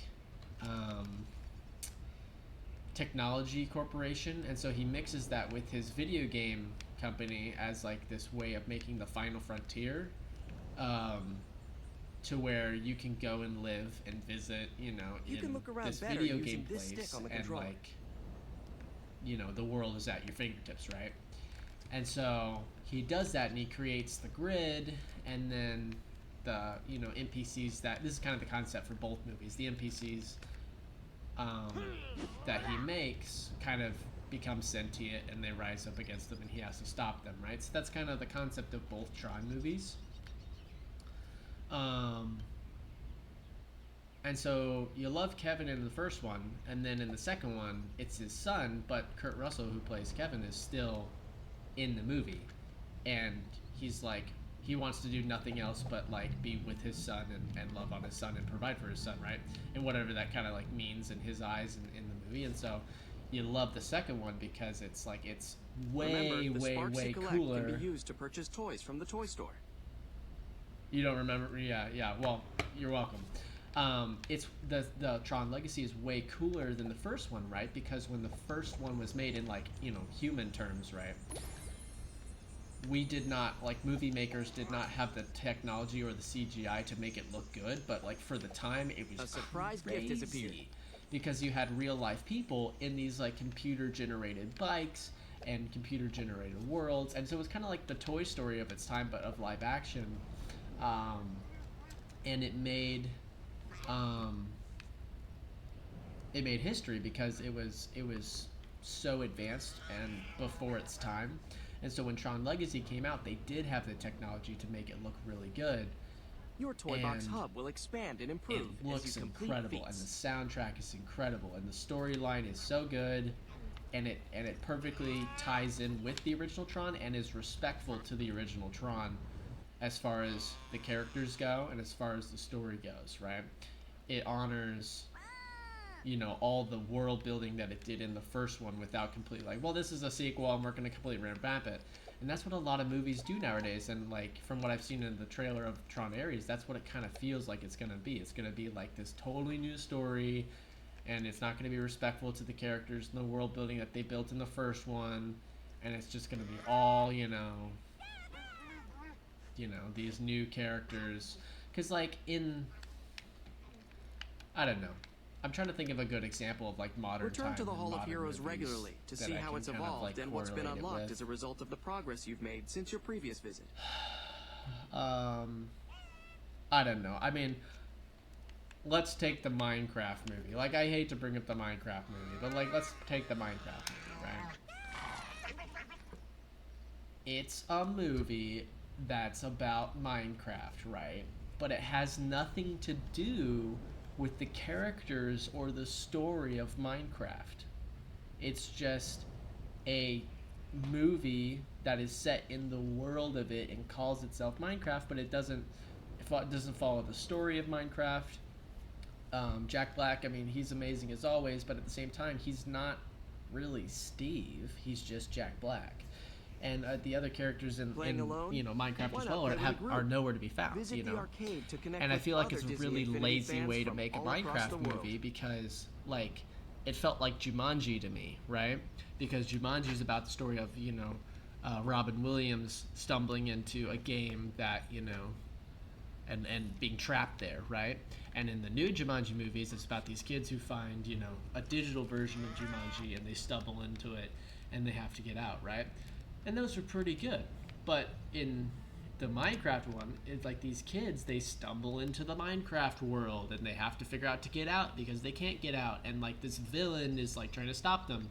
And it's like, this villain does not exist in Minecraft.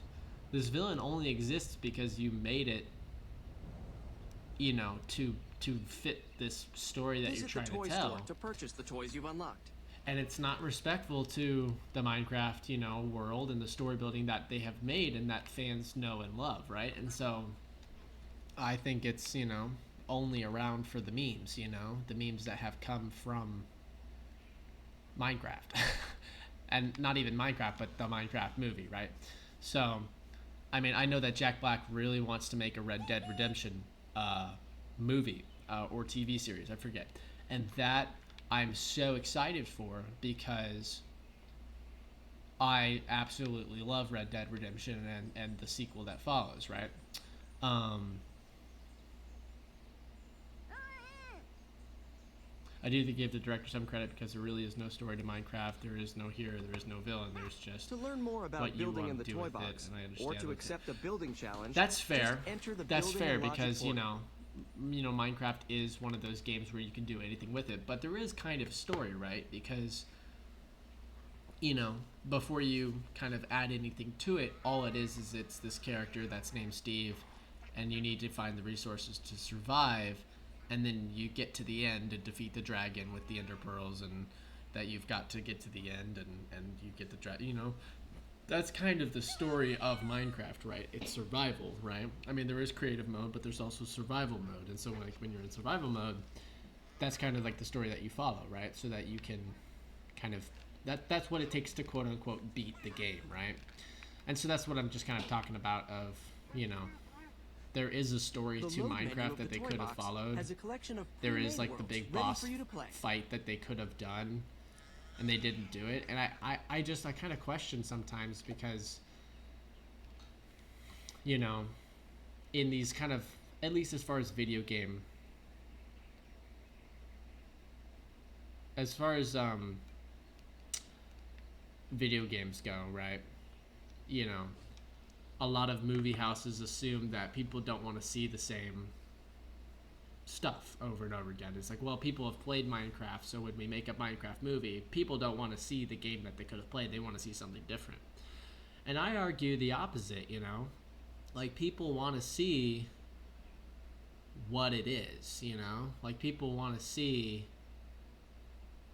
what they already know and love. So, like, with the How to Train Your Dragon live action one that's coming out, like, it's supposed to be shot-for-shot recreation of the exact animated movie, you know, and like the guy who did the voice acting for the dad is also playing the dad in the live action film. And I'm really interested to see when that comes out and what the ratings are and what the you know, reception of that movie is, because I feel like if it is good, which I assume it's going to be, that it's really going to change the tide of how remakes and sequels are made, because it's going to prove that people do want to see what they already know and love. They don't want to see something new, right? They don't want to see something that, you know, purchase the builders has been from the toy store. reimagined. Because like a lot of like the Disney remakes, right? The Disney remakes are reimagined versions of their original counterparts. And, you know, like, they don't always work. I mean, look at Snow White, you know? Look at, what's some other ones? Look at Cinderella, right? These ones didn't really do very good because there were so many creative liberties taken with it that people were like, this isn't Snow White, this isn't Cinderella, right? This is a totally new movie. What's the big one? There's a big one. If you'd like to recruit a sidekick or learn more about the benefits of having one, just enter the sidekick portal. I don't remember, but there's some big ones out there. You know, there's been lots of Peter Pan remakes, and there's been lots of, you know, remakes, and it's like, I wish they would just call it their own thing, you know, because if it had their own title and was like, I don't know, like High School Musical, the musicals of the series, right? If you would have just named that, you know, drama in high school, you know, people would watch it and people would love it because it is a good show. But because it's High School Musical, the musical of the series, and it's associated with the High School Musical that people know and love, people don't like the series because it's like, this isn't High School Musical. It's just a reimagined version of it, and it only has the title to kind of get the views in the original audience, you know? By placing a playset piece on the base.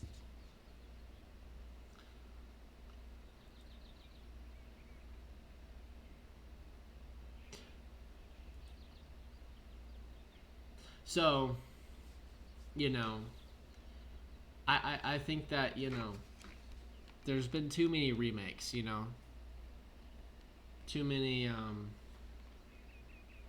stuff with, you know, things attached to other things, and it's like, I really wish that there would just be some fresh new content, or like, you know, because there is no real there's no real original ideas. Everything is stolen from something else, and that's what makes movies so good, you know? So like, you can take something from, like, you know, Snow White and make a Snow White movie, but not call it Snow White, and take all the creative liberties you want, and it's going to be a really amazing movie. But because you're trying to associate it with these original titles, and people already have preconceived notions of what it's going to be and what's going to be in it, like, people don't like it because it's not what you promised them, you know? So I think the audiences that they're making these movies for is a really niche and not the true demographic of what they're needing at the box office. I think that's why the Sonic movies were so successful, because it stayed true to the hero and villain dynamic, but had its own story to tell, yet it stays pretty true to the game. Exactly, right. That's exactly it. The Sonic movies are a great example, right? Because you had Sonic versus the Eggman, right? And even in the third one, where there's two Eggman, like, his grandpa, or, you know, whatever the thing is, that's fine, because that's a creative liberty, right? But that's still true to the game, because in some Sonic games, you have different Eggman, and so that was kind of a nod to that, right? And, like, yes, you have, like, the cop and his wife and stuff, and you have these people who are helping Sonic that are not part of the Sonic universe at all, but that at the same time, they are not the focus. They're not the focus at all. Sonic is still the protagonist, and the Eggman is still the antagonist, and these are just side characters that are helping move the story along. And I think that's great. I think that's exactly what it needs to kind of move it along, right? But when you have...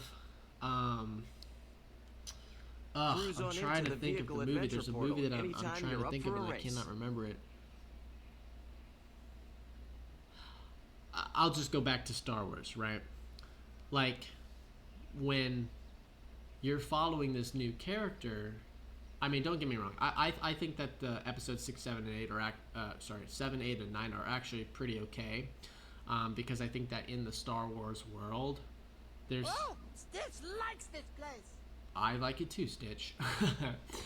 I think that it's okay, because the galaxy is so unknown and so unexplored that, like, if you have a new character to explore, that's fine. That's good, because that makes sense, right? So don't get me wrong. I think it's a great movie, but in some of these, like, dynamics, visit your Hall of Heroes to see which characters have been activated and to view their current power levels. They weren't the most, like, knowledgeable or, like, kind of nice to the character of Han Solo, you know? They're like, he's like, this is my ship, and it's like, it's not your ship. We got this ship fair and square, like, and and then, eventually, like, the movie houses and stuff kill him off, and, that's kind of, it's like, what the heck, like, everyone's like, oh my gosh, it's Han Solo, it's one of her favorite characters, and then they kind of, goodbye, like, shoo, Mark Hamill and Luke Skywalker, it's like, Luke Skywalker is this, and then they come back and it's like, no, he's actually like this now because he's all, bitter because he's been on an island. You can and it's control like, the well, camera and look around. That's not what we thought Luke Skywalker was gonna do, and Mark Hamill was like, this is not what Luke Skywalker would do, and it's like, yeah, but for the context of these sequels we're trying to make, this is what we need him to be, and we need to put him in the movie anyways because we need, the views or whatever, and it's just kind of like, just make something fresh, and if you're gonna make a remake, then stick with the remake, don't try to yeah. Oh man, I could talk about this stuff for forever.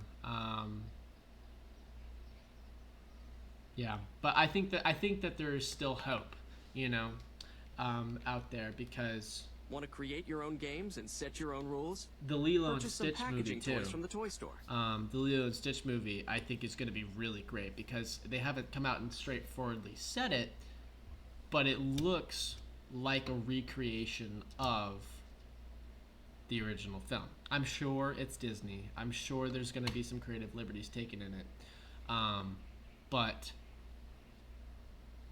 with How to Train Your Dragon coming out and with Lilo and Stitch coming out, I'm really, really interested in seeing what the reception of it is and how well it does in the box office. Because it does not matter, let's be honest, it does not matter how people receive it. It's just what makes the most money that a lot of the producers and stuff are looking for.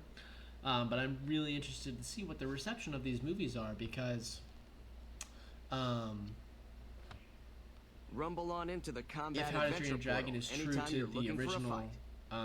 How to Train Your Dragon movies. I know it's not true to the book, and I know that were some complaints there. But if it's true to the original movie, which is what I'm interested in seeing, and if Lilo and Stitch is true to the original movie, and it goes well, it makes a lot of money, and audiences are happy because it's exactly the same as the movie that they saw before. That's gonna completely change the tide on how these things are made. So now, if Disney's considering making a new movie or a new remake, they might consider sticking to the original script because it's going to prove that is what audience want to see. Like when they made Aladdin, what the heck was that? Any toy box you When they created in made a the previous remake version live of action Disney of Infinity Aladdin, by uploading what it the to heck and was retrieving that? it from the cloud. Like Genie and Stitch, I would argue, are two of the biggest Disney icons that they have. They're two of the biggest non-Mickey, non-Figment, characters that they have that are the most beloved characters that they have. So what the heck was that casting choice for Genie? He was in no way true to the character of Genie. I'm not against, adding new music. I mean, look at Beauty and the Beast. Beauty and the Beast has different music for the animated movie as it does for the live action, which I think that they did really well because it was true to the Power original discs contain movie. additional toys, powers, And it has abilities completely different that music can add for the value Broadway and variety version, to your right? Disney So I'm not against new Infinity music, experience. but the new music that was added into Aladdin, I don't understand the motivation for it, Like it seemed completely out of place, and it was just there to be like, well, this character needs a power ballad, and this character needs a song. It's like, well, why? I don't really understand the motivation for it. And so I that movie did horribly, because people are like, oh my gosh, it's Aladdin, it's the Genie, it's going to be so good. Because I mean, look at the Broadway version of Aladdin, look at the original Aladdin with Robin Williams as the Genie. Look at the Aladdin that they had for so many years at Disneyland, and I assume at Disney World too. Like, they have done so well, and the whole point of Genie to your toy box all at is once? he's Purchase toy always templates current, from the toy right? store. He makes current jokes that are current to the times. That's what all the Broadway ones did. That's what Robin Williams was doing in the original one. All these jokes and all these memes and him transforming into different characters where stuff was funny at the time. Now it's classic to us now, but I'm having a pretty good day. that's great. And then you get into the live action remake, and it's not funny at all. He's not funny at all. He's just Will Smith. And it's like, there are so many. If you want to cast an African American black actor, that's great. But there are so many black African American comedians Jump on out into there the that you exploration could have adventure chosen. portal. Anytime you're up for And yet you went with exploring Will new Smith. heights. He's an action actor. He's not a comedy actor, So it's stuff like that where, there's just, exactly, Kevin Hart as the Genie, Chris Rock as the Genie. Like, there are so many people that you could have chosen that would have been absolutely fantastic. But it felt way too scripted, And I think he was just, it because I think he was one of the producers or something like that, And he paid to have him as the role. They just lack originality. That's why I'm liking DreamWorks, because they're coming out with original movies like Wild Robot, Want to focus which did more so on this well, character? although it was based Place off their a playset Disney piece book. down and enter their The story. first movie adaptation, the remake was already yeah, and I think originality is a word that is kind of misunderstood, right? Because there's nothing new under the sun. Everything is taken from everybody, and acting and movie making is often referred to as the art of stealing, right? Because it's like, you're gonna make a great movie, I'm gonna watch it and I'm gonna like it, and so then when I go to make my own movie, I'm gonna take elements from that movie and elements from this one. Like, look at Star Wars. Star Wars is in no way original. it's not an original concept. Like, of the time, it was taken from so many sci-fi movies and so many things, and then you have a couple new concepts here and there from the mind of George Lucas, but the whole concept of Star Wars is not original, yet it is so brilliant and so good because it's not trying to be anything else. It's not trying to, you know, be the next Marvel movie. It's not trying to be, you know, the next, you know, Disney movie. It's trying to be solely itself, you know? And so with, you know, these remakes that are happening, like, I don't think that you can have as much creative liberties in remakes because you're calling it the same title as the original, right? So if you want to make a new, you know, Snow White movie, for example, and you want to make a movie with the casting choices that you're making, and you want to make it, create your own racetrack? you know, Purchase track pieces from the with toy these store, choices, and you'll be on your way. make that movie. Make a movie about a girl who's, you know, supposed to be the, you know, I haven't watched Snow White in a while, but like, make a movie about, you know, an evil queen who's jealous of, you know, this poor girl's looks, and, you know, wants to, you know, knock her off because, you know, she feels threatened by it, and then, you know, the prince falls in love with her, and then, you know, happily ever after. Make that movie, but don't call it Snow White, you know? Make that movie and take all the creative liberties you want and make your own new movie that is loosely based off of the you know, folklore and story of Snow White. Make that movie. But like, it's when you try to call it Snow White that you get into some really dangerous water, because you already made Snow White. So why are you making it again? Well, because you think that the one that you made isn't good enough. You want to make it so that you can correct some things that you want to apologize for the first time, you know, that you made it. That wasn't, you know, something that you needed to apologize, you know, for back then. Like what is the reason of why you're making it, you know? And I don't think that the motivation for why they're making the movies right now is truly something that they're really that they really feel strongly about it. Because if you don't believe in the own movies and the own message and the own products that you're making, then you should not be making these movies, you know? So Peter Pan is an interesting one, right? Because Peter Pan is a book, and then the maximum level status for they made the movie, the animated one, way back in the 50s, and they made Peter Pan, right? That's a completely different thing. That's not based on the book at all, but it's great, and we love it, right? And then there's been so many Peter Pan adaptations made either by Disney or by other houses, because the rights are out there for the original Peter Pan book, and they've been good and they've been fine. They haven't been bad movies, but they're not trying to be, you know, some kind of remake of the original one. They're trying to be their own thing, taking different aspects of the original Peter Pan story that were not included in the Disney version, and they've worked. Some have not worked. Some have not worked at all, but, you know, that's the point, is that you're trying to be your own thing, right? So Snow White and the Huntsman, which was no remake of the original Snow White, but it was an adaptation of the original folklore, and whatever you want to call it. All they did was call it, yeah, exactly, right? So stuff like what's it called, the story of Rapunzel, right? Or the story of the Little Mermaid.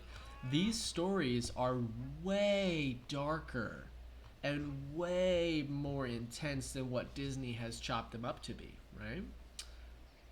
And so with the other movies that exist of these same stories out there, they're completely different, and that's great. I think of Into the Woods, I think is what it's called, is like this movie and stage play of a bunch of different like fairy tales and stuff like that. And it's good for what it is, because it's a play on all these different classics kind of mixed together. But even if you're like, oh, you know, that's the story of Rapunzel. Oh, that's the story of Cinderella. Oh, that's the story of, you know, Jack and the Beanstalk, right? You can recognize it as that, but it's not fully like, you know, the Jack and the Beanstalk movies you've seen, or the, you know, Cinderella movie, you know, that Disney made. It's not those at all. It's its own thing, you know? And even though it's kind of it's a new concept, you know, fresh because it's all like meshed together with other stories.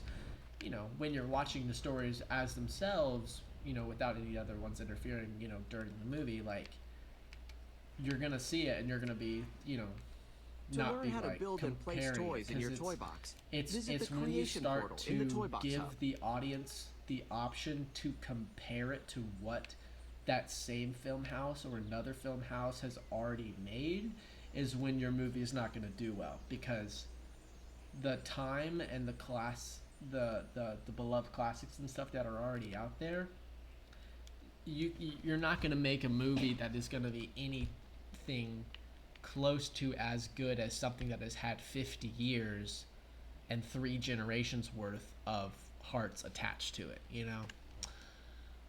I'm gonna stop myself. I'm actually legitimately gonna stop myself now because this has become a yapping stream. So I'm gonna take a quick break, and Playing then in we're gonna be somebody back and else's we're gonna toy get box into lets you some of use the their toys. other options that this has. So be back in 5.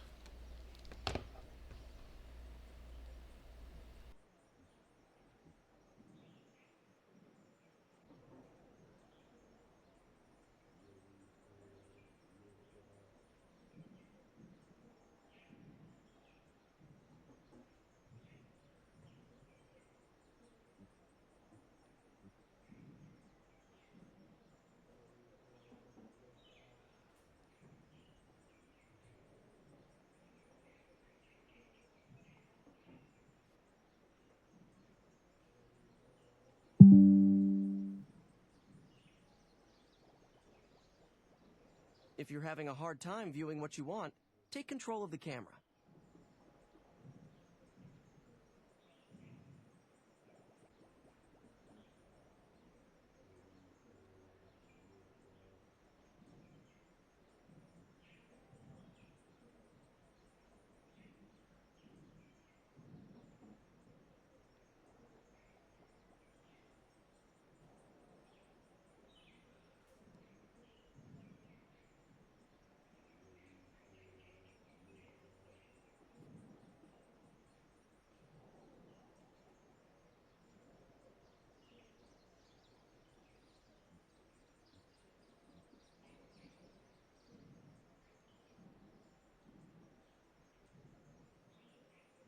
You've saved up a lot of sparks. Why not use them to purchase toys from the toy store? Where's coconut cake and coffee?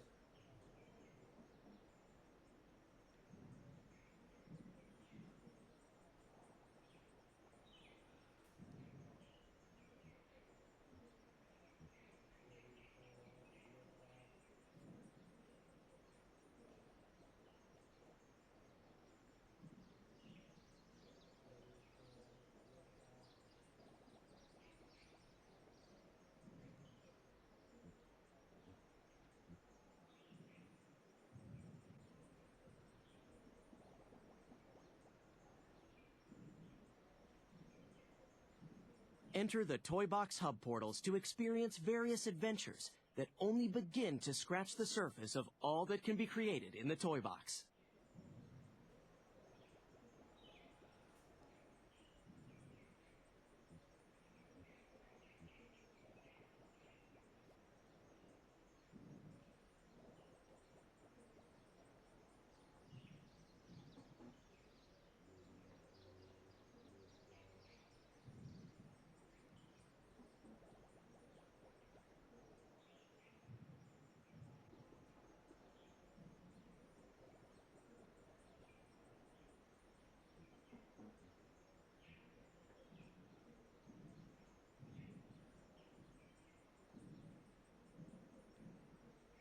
Explore a playset to discover even more unique toys that can be used in the Toy Box.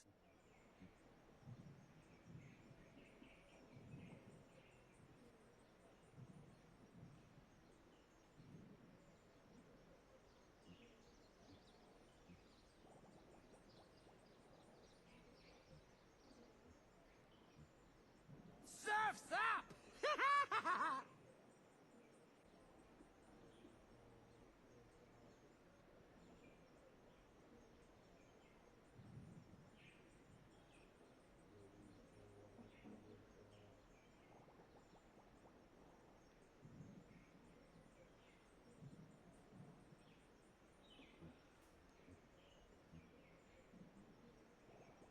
In the toy box, you can bring all of your toys and characters together to create endless varieties of worlds and games.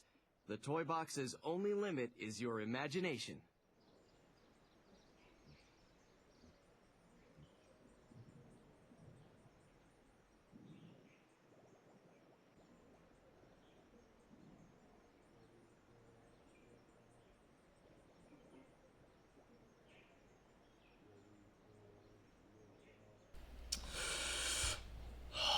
Well, so we're back. Okay, so I have some ideas. I'm thinking, gosh, what should we do? Because we're at level 7 You can currently. buy new furniture from the toy store. You know what? I just had a new idea. We can buy new furniture from the toy store. What's up, Scrooge? This is the toy store host. If you want to know more about getting new toys for your toy box, talk to him. He gave you some blue sparks. Pick those up. They're like currency. Then talk to the host if you'd like to spend them. Gosh, it's the incredible sky. Because we're at level 7 currently, so we can like try to level up more to get myself to max level, which is level 20.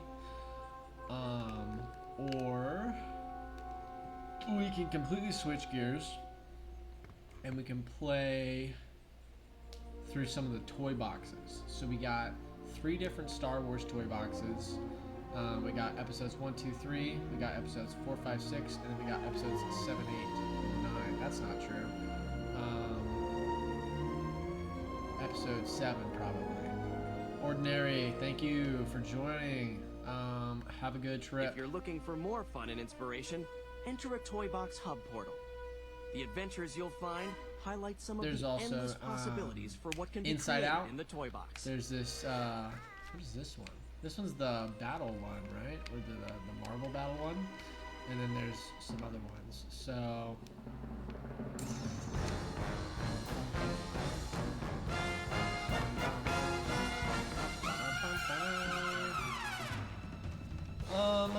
I think that we should just focus on the toy box today. With some things To here select a weapon, open the Packs and Tools menu. first. This before is we the get off Packs and into Tools menu. some other Nice choice. Visit Disney Infinity Toy Box Expansion Games to experience the toy box in a brand new light.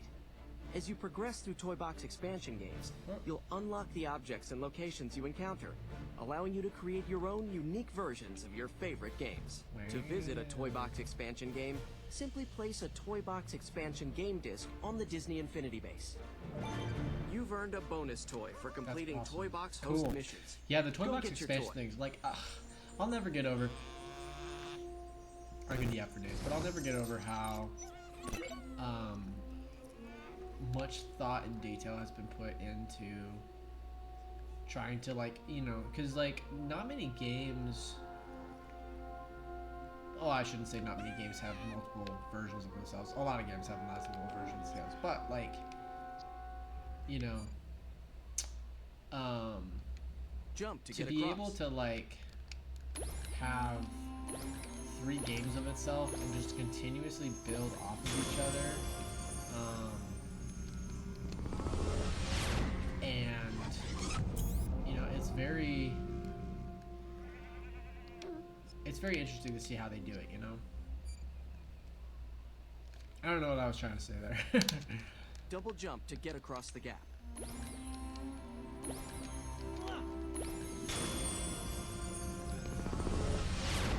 Yeah, I don't remember at all. Alright, let's just get this one out of the way. I love to see all these check marks, so. Jump up to Seems grab very the ledge. trivial to do all Then this jump right again now. to pull yourself up.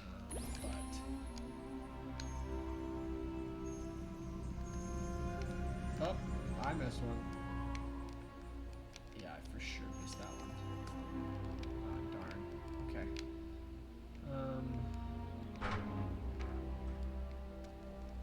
Gotta go a long ways, but it's a good thing it's not timed.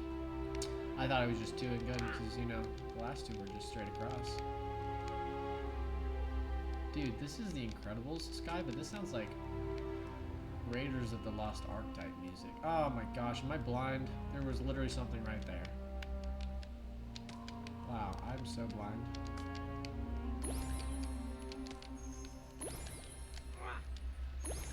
You've earned a bonus toy for completing Toy Box host missions. And that's why Go we get do your it, toy. baby. For the bonus toys. Go. Get it. Get it. I think that might have been all for here. Yeah, 3 out of 3. Oops. Where's the... these guys are in there. That's okay. That means we only got... Wait, I think that's it. Yeah, that's it. That's it for now, at least. Okay. Let's check out this over here.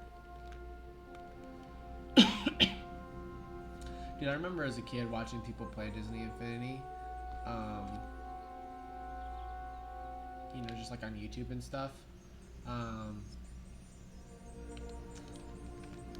And then after, you know, watching it, I would proceed to go play it myself. I cannot describe how much I was obsessed with the game, and I don't really understand. Let's play this one.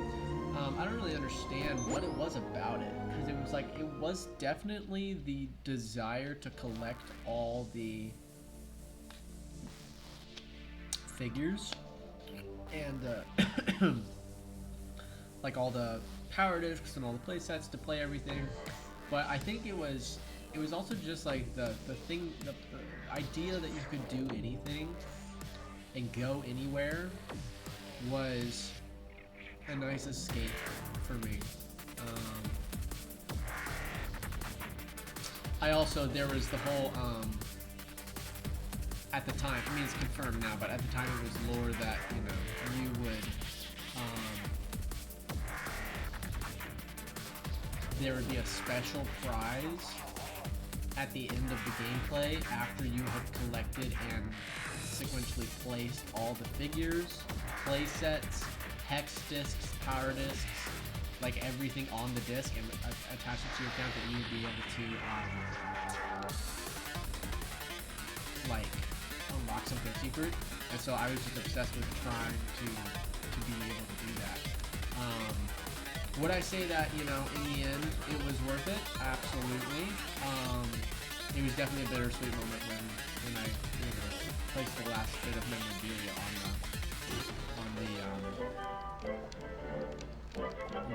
the base plate, and was able to figure out what that was and go find it. I mean, don't get me wrong. I mean, I don't play this as much as I used to, just because, you know, like once you can get up here. Hello? There we go. Just because, I mean, you know how it is. Like when you complete a game, you don't necessarily come back to it as often. But yeah, I mean, I just gotta say, like, you know, there's definitely some more engaging games, I assume, you know, oops, or if whatever you want to call it, like, that are out there now. But I mean, for the time, like, this was pretty, I don't want to say groundbreaking, because like some other games, I think it was called, not Skyward,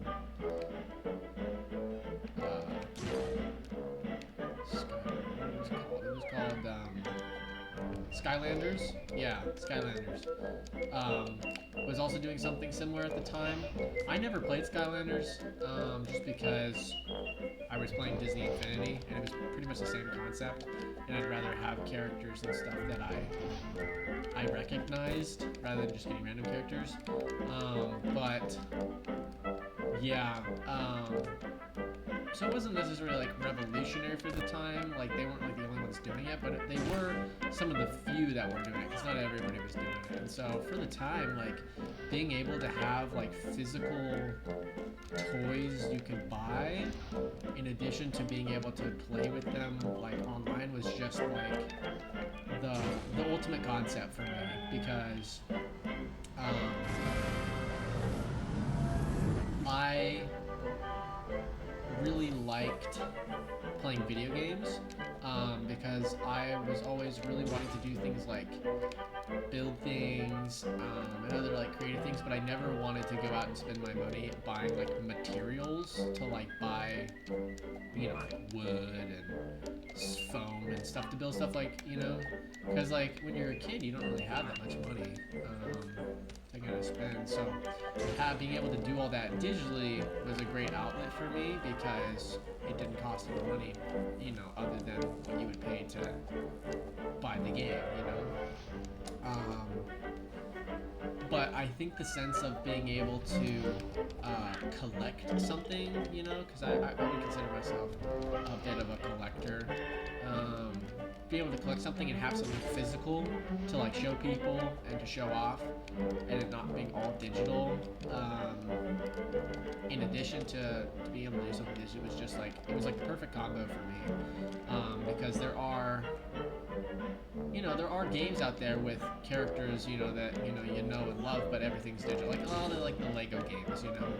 Like with the Lego games, you know, you have a lot of great options as far as like Marvel and DC and, you know, but there's just so many characters, and like, it's just all, it's all digital, and like, I don't know, like when you would stop playing it, like you would stop playing it, you know? And I mean that for like the day, but also like just in general, you know? Because like when you would stop playing, you wouldn't have anything to show for it. Like, I loved the fact that like when I wasn't playing Disney Infinity, I still had the characters like in my room to like look at and to like admire and play with. Like, I was very proud of the fact of, you know, that you had all that in my collection and stuff like that, you know, and it felt real too, because like, I don't know if anybody else's mom, but my mom was definitely like not all for buying digital things, because it was like, it was digital, you know, like you didn't actually like have it per se, like you did, but like you didn't actually like have the digital things physically, you know, because it was digital. And so being able to do this digital physical mesh mix thing, you know, made me feel good about my purchases, but also like, you know, about the time I was spending too. So yeah. How do I get down from here? Let's get a vehicle.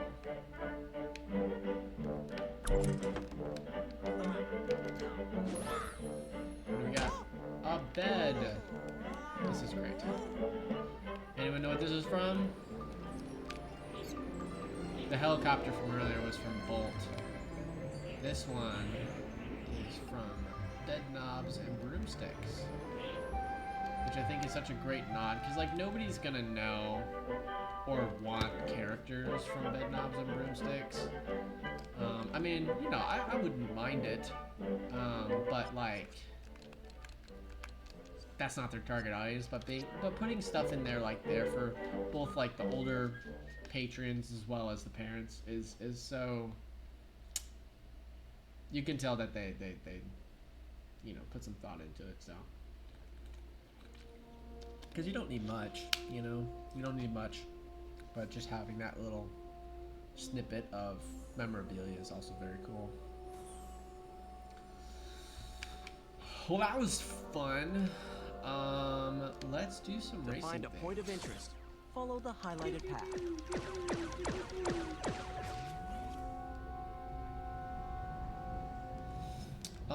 Arabian Racers, the stunt one's pretty good, for just mindless stuff.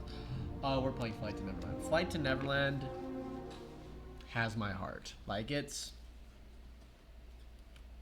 great. Like I said, Peter Pan is one of my favorite Disney characters, like original Disney characters. Gosh. It's just, I love that they put this in here. And it's such a, you know, with the tall buildings, no ground, like... I always say, a lot of the stuff that they did not have to put into it. Like, if somebody wanted this, they could obviously build this, because, like, they did. But I love the fact that they put this in here, and it's kind of a nod to the Peter Pan ride. I mean, it's exactly a nod to the Peter Pan ride, you know, but...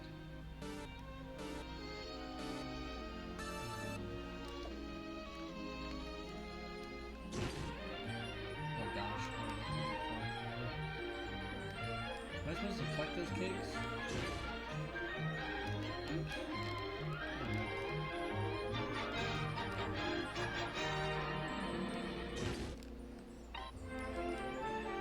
I also think it's interesting because the music that they put in the stuff is not like original track music, you know? Like they could have easily just taken the tracks that were readily available on like Apple Music, Spotify,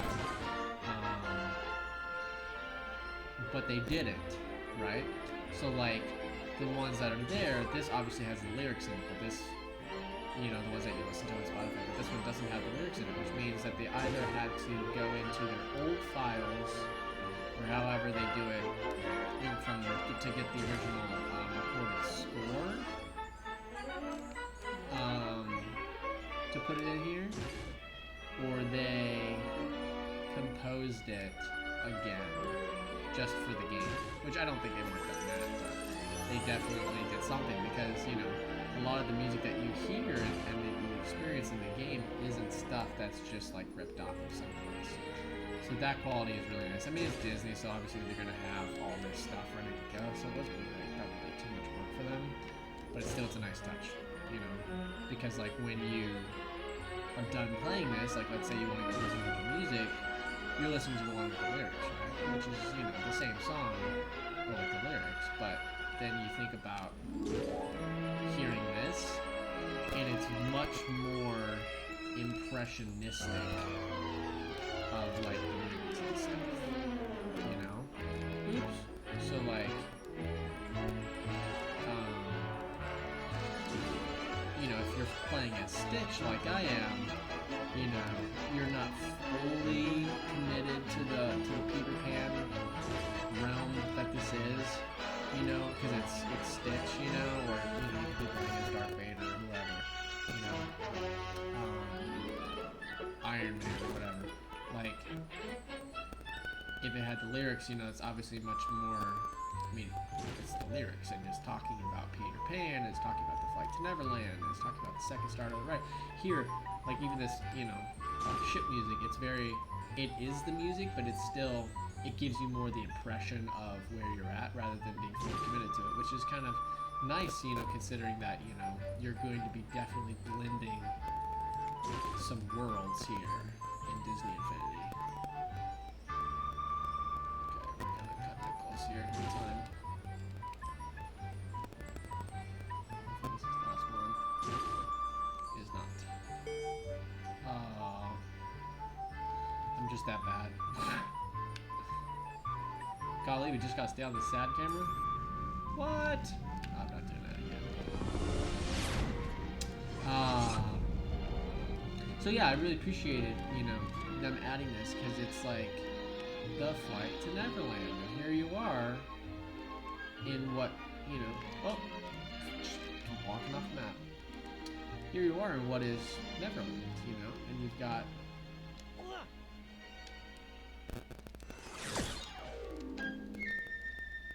the volcano, and you got the pirate ship, you got the Indian territory over there, you got some impressions of beaches. You know, the only thing that they don't have in here, which is kind of surprising, is Pan's hideout. I mean, oh, nice ship in the sky. Which is kind of surprising, like, you know, obviously they got the mountain in here, which has, you know, like some tunnels in it, you know, which kind of is like hideout-esque, but it's not the tree. It's not the tree with the pond that's, you know, over you, and you're looking up at that, so but still, it's nice. And I appreciate it. Well, I didn't make that. I guess we did a nice view. There you go. I get an achievement. I got an achievement for dying. There we go. Also, I mean, that like dinosaur thing is, you know, definitely not there, but it kind of gives the feeling of like deserty.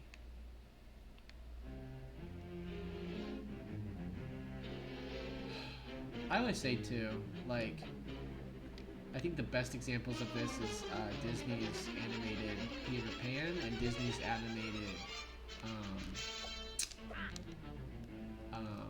Alice in Wonderland. But the opening title sequence with the full-on, I don't know, 50 people choir singing the intro, like, I mean, those are the best two examples of that kind of style, but other movies had it as well, and like that kind of, like when you watch an old movie and that comes on, like, you know, and like especially if you grew up with those movies, you're just whisked back to,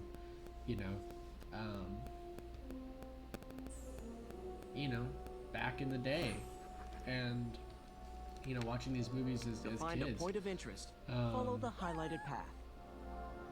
And I think that they should bring that back, in more movies. Doesn't have to be Disney movies, doesn't have to be animated movies, but just like in more movies, Okay, well, I'm looking around here. We've kind of done some racing things. We haven't done that yet, so we'll do that. Well, I suppose we haven't done a lot of them. Oh wait, no, we did go to this one. We did go to the platformer. We haven't gone to the farm area. So yeah, we'll kind of just go to these last two areas and kind of check them out, see basically what they have to offer. If you're ever looking to level up your character quickly, this urban brawler is definitely the fastest place to do it.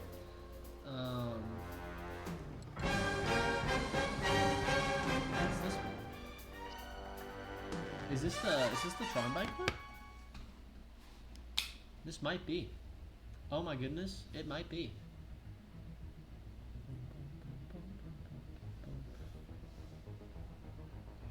Still the best music in the game. Or one of the best. I need to look. Who composed that? I need to look it up. Because that composer knew what he was doing.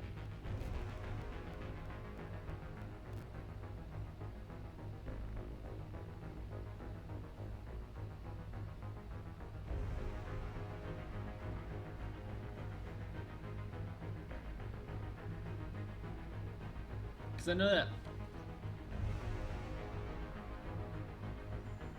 that Daft Punk did the oh wait, they would have done yeah, there's some other people listed here. Of course it's Daft Punk. Like, I knew that, but I thought it was more of the main soundtrack. But I guess what we're listening to is the main soundtrack, and more of the undertone like scoring stuff is less recognizable. What is this? Welcome to Slingshot page. Okay. Well, let's try it out. I've only played this like a couple times, so I don't exactly remember what's happening here.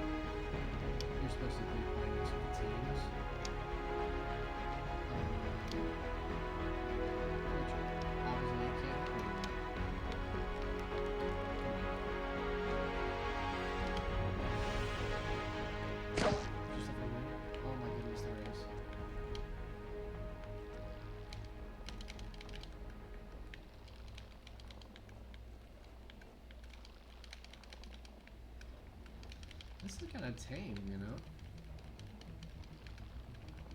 I mean, I'm obviously not gonna get all that I'm supposed to be getting, but...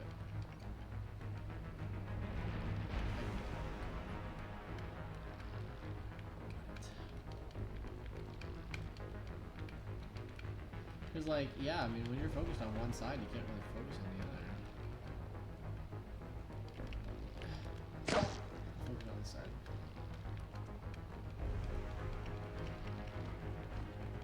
What's the point of this, you know? Because, like, you obviously, there's no way, unless you had more people on your team, that you could get all of these. I guess it's just for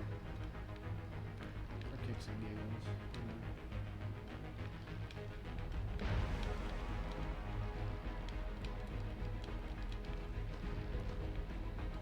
I guess it's highest score, and then like also connected to the highest score on the highest color. So I guess you could like change your color and try to go first on your targets.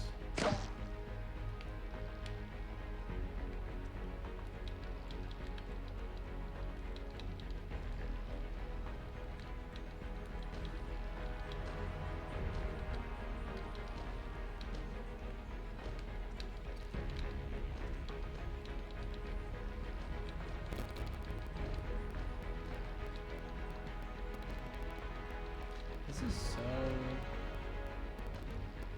tame. Let's get that.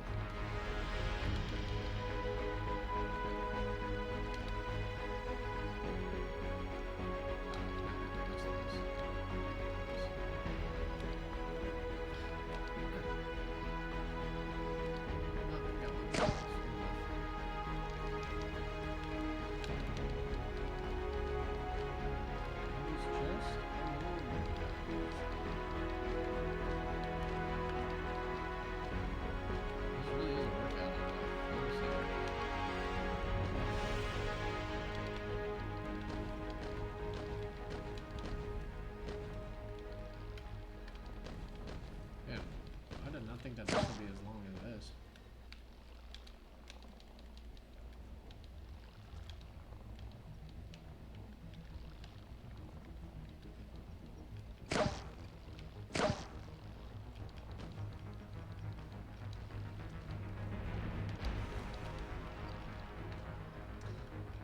Anyways, but about the new Tron movie, I really hope that it's also Daft Punk composing it, you know? I mean, I cannot imagine that they would do anything else, you know? I'm going back? Oh, I thought I was going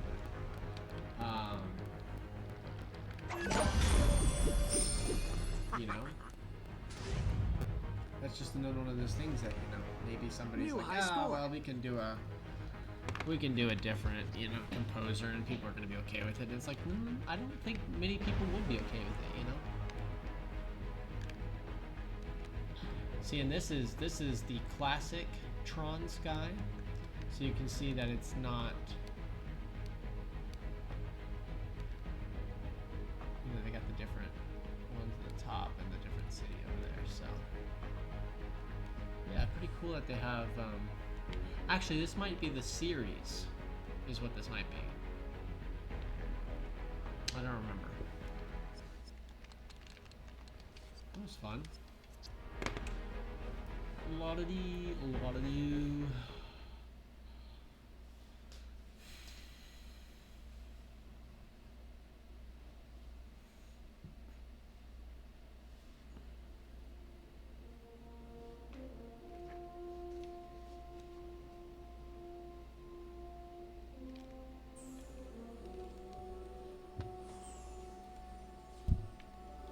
Alrighty then.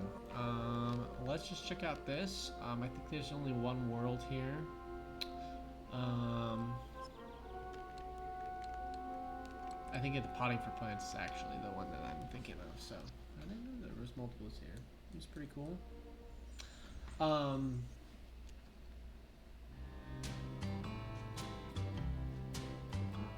Hey, this is cool. This is I remember this. This is kind of like I used to like to be the Lone Ranger in this place. Welcome to the Toy Box. Can you help my cowboy compadre? Because you know, one of the Anyone things you is see with the beacon over their head needs to toy talk to boxes from past versions of Disney Infinity did not work in the newer ones like the characters did. So I think that the Lone Ranger toy box, If we want to help our friend, playset, then we need the help of a sidekick. is a sidekick is a one of the townsperson toy better that ones follows your from character 1.0. throughout I the mean, game. the one with You the can 3 supply with your the sidekick Incredibles, with Monsters gear, University, and your Pirates of sidekick the can use Caribbean. various That was special abilities while amazing. fighting by your side during But battles. I mean, actually, now that I think about it, a This lot is the of outfitter. From here, you can bring your sidekicks into a the lot world, of the change their different gear, and give them special powers. Go ahead, playsets give it a from try. 1.0 were amazing, really well done. Excuse me. But the This is the sidekick menu. Here you can call your always like to use sidekicks this into the toy box. I like This toy is now your sidekick. Remember, you can access the outfitter at any time. But from the I love pause menu. the Wild West one. I mean, I really think that's where my love for the Wild West kind of began, was playing the Head Lone to the Ranger highlighted area. playset in Disney Infinity 1.0. So This is a TNT shack. If you throw your sidekick through that door, a barrel of dynamite will appear. Look for more toys with this type of door.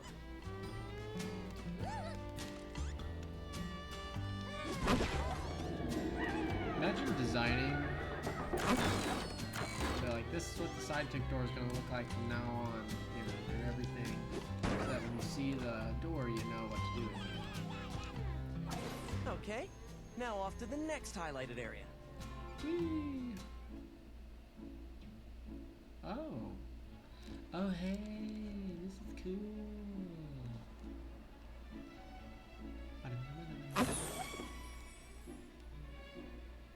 Head to the highlighted area.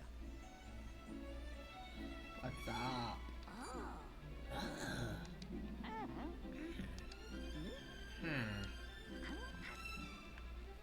Loot chests are full of weapons, health, and food for your people like sidekick. that, you know, like Hit the chest villagers to open in it. Minecraft, or these guys, they all kind of sound like that.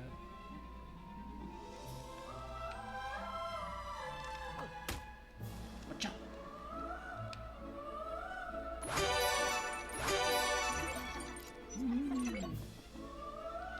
Oh yes! You found a new weapon for your sidekick. To give your I'm sidekick going a new to weapon, give select you- the Gear submenu. Here you can change your sidekick's tools and hats. What does this give These you? items give your sidekick special I can't even abilities. do it anyways. Now select the weapon you just... Now your That's what sidekick I is wanted to do prepared anyway, for I any don't want to dangers do it ahead. just yet.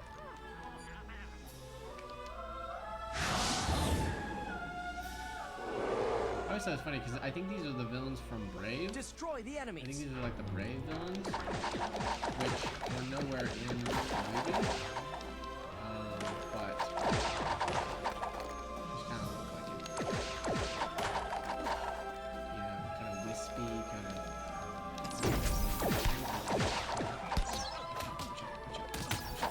Yeah, you're a ranged enemy. You never know what to do with me.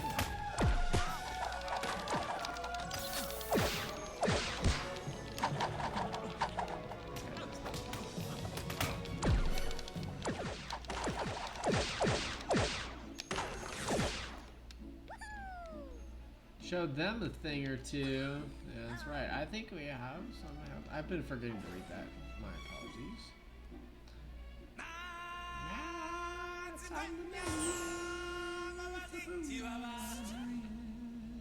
Head to the highlighted area. What's up? Dude, that's such a funny graphic that it shows first face. I know tomorrow. I'm starving. I wasn't thinking about you. Oh, right. Well, maybe we can find some. Break other open the food. crate to see what's inside. There's nothing. Watch out.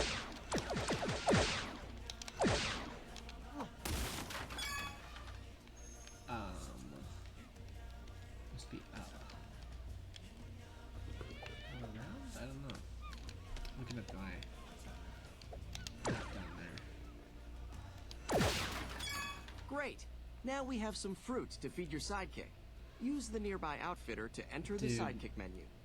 It's tomato. Food will improve your sidekick They really stats. just pick their Go to side the on the food. fruit/vegetable. Here you can feed your sidekick different types of food. Your sidekick is now permanently more powerful. Now that your sidekick has been fed, they can be outfitted with more powerful gear. I mean, technically, yeah, tomato Give is your a fruit, sidekick a new weapon. but Hats give your sidekick special abilities. This hat allows you to attack your enemies by throwing your sidekick. to the Follow the watering hole. path to the highlighted area. It's a circle of life.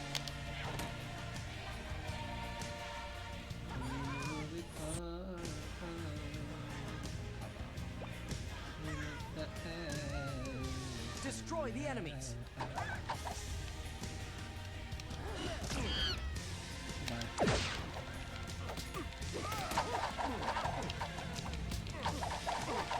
Dude, you're hurting me with sidekicks. I never really like to use the sidekicks, you know?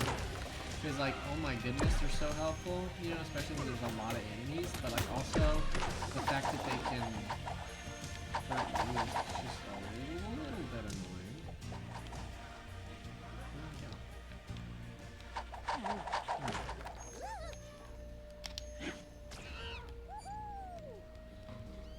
Great job, kid.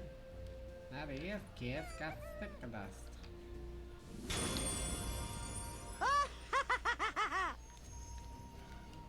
Mission complete.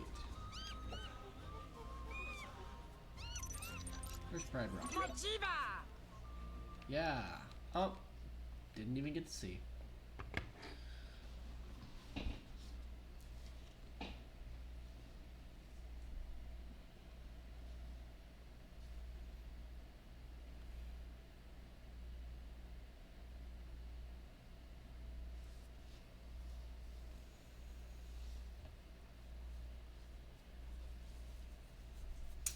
La-da-dee, la-da-doo. Ugh. Whew. Golly. This much excitement is wearing me out.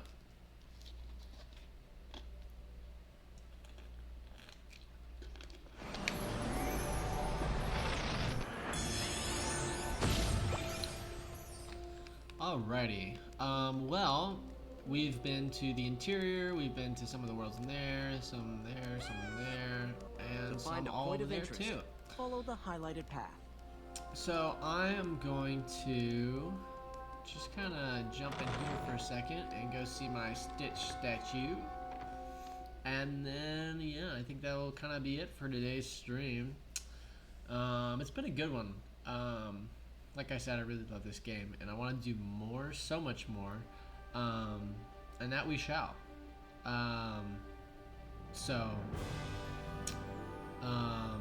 Yeah, I think next time we'll definitely, we'll get, I forget where his statue is. We'll definitely get more into, a lot of the play sets and kind of the levels in that, and you can kind of let me know too if you want to see like more 100% completing, or if you want to see just kind of just getting through the levels and kind of re-experiencing that for all you guys.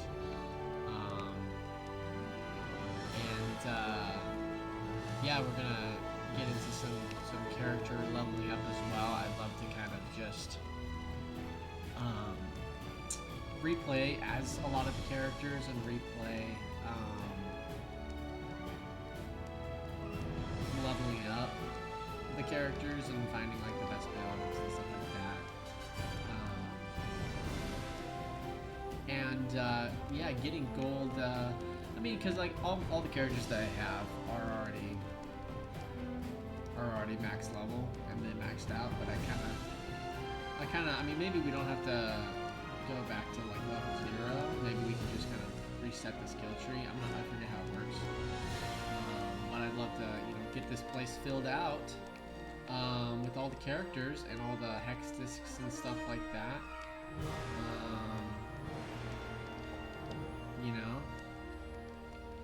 I should be looking at these. These are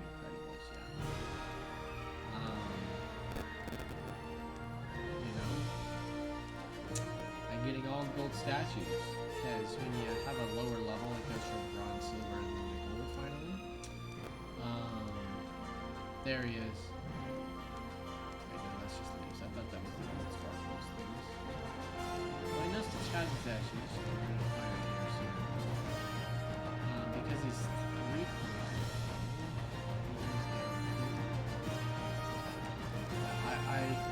I'm not used to seeing so many blank statues, so... Oh, yep, I see it down there. I see the gold sparkle. I'm not used to so many blank statues, so it's, you know, when there's nobody here, it's kind of hard to find the sections, because they're kind of sectioned out by,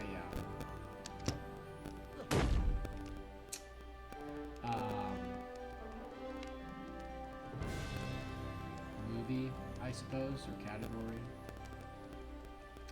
Alright, what color do we get? We might go straight to silver, I'm not entirely sure. Okay, bronze, not bad. Oh, silver.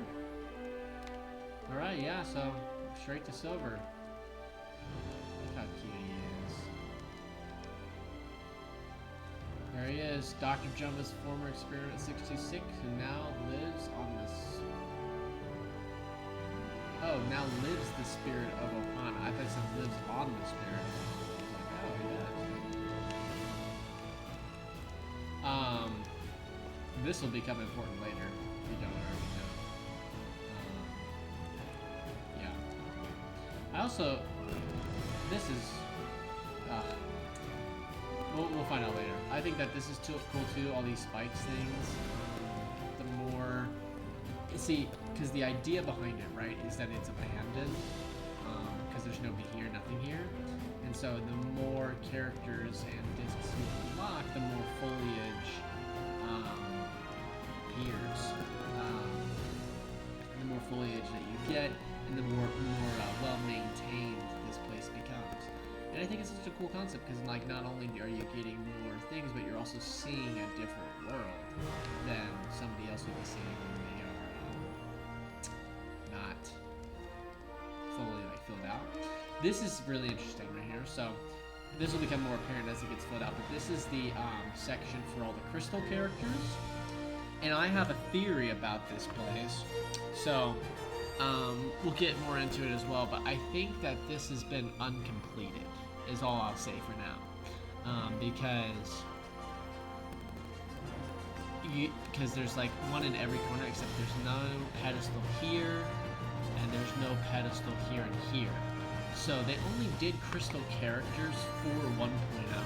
None of the other crystal characters are in any future versions of Disney Infinity. But because there's just these empty spaces, like why? Like you could have designed this 3.0 place with less pillars. You could have just done it like that. Yet you chose to do this and this. So that makes me wonder, and it's not even on either side either, you know? So it makes me wonder, was the plan in 3.0 to make more crystal characters? Of some future, I don't know. Or maybe even 2.0 too, was there a plan to do it there? Because it was really interesting that they made crystal characters, you know, with the see-through textures only in 1.0. That was a 1.0 thing that they did, that they never did it the more they went on. So, and I think that would have been a really good thing, because it's kind of like, you know, kind of like a gold version, or like the specialty version, or whatever, you know. And they could have really capitalized on that in future versions too, with specialty characters like that. But yeah, I always thought that this is the one section in here that looks unfinished, that doesn't really have a full, that's fully filled out. So, but yeah, that's it for today. If you enjoyed Stitch and I's stream today, be sure to turn on notifications and like and subscribe. I will be putting this full VOD on YouTube, hopefully, in the next coming days or so, for you guys to rewatch and kind of just put on in the background. But yeah, I'm super excited to continue. His dance moves there. An Elvis costume skin would have been great for Stitch, or even in the red suit too when he's in space. Missed opportunities there. But yeah, that's it for today. And I'm super excited to continue to jump into it. So, until next time. Peace, everybody.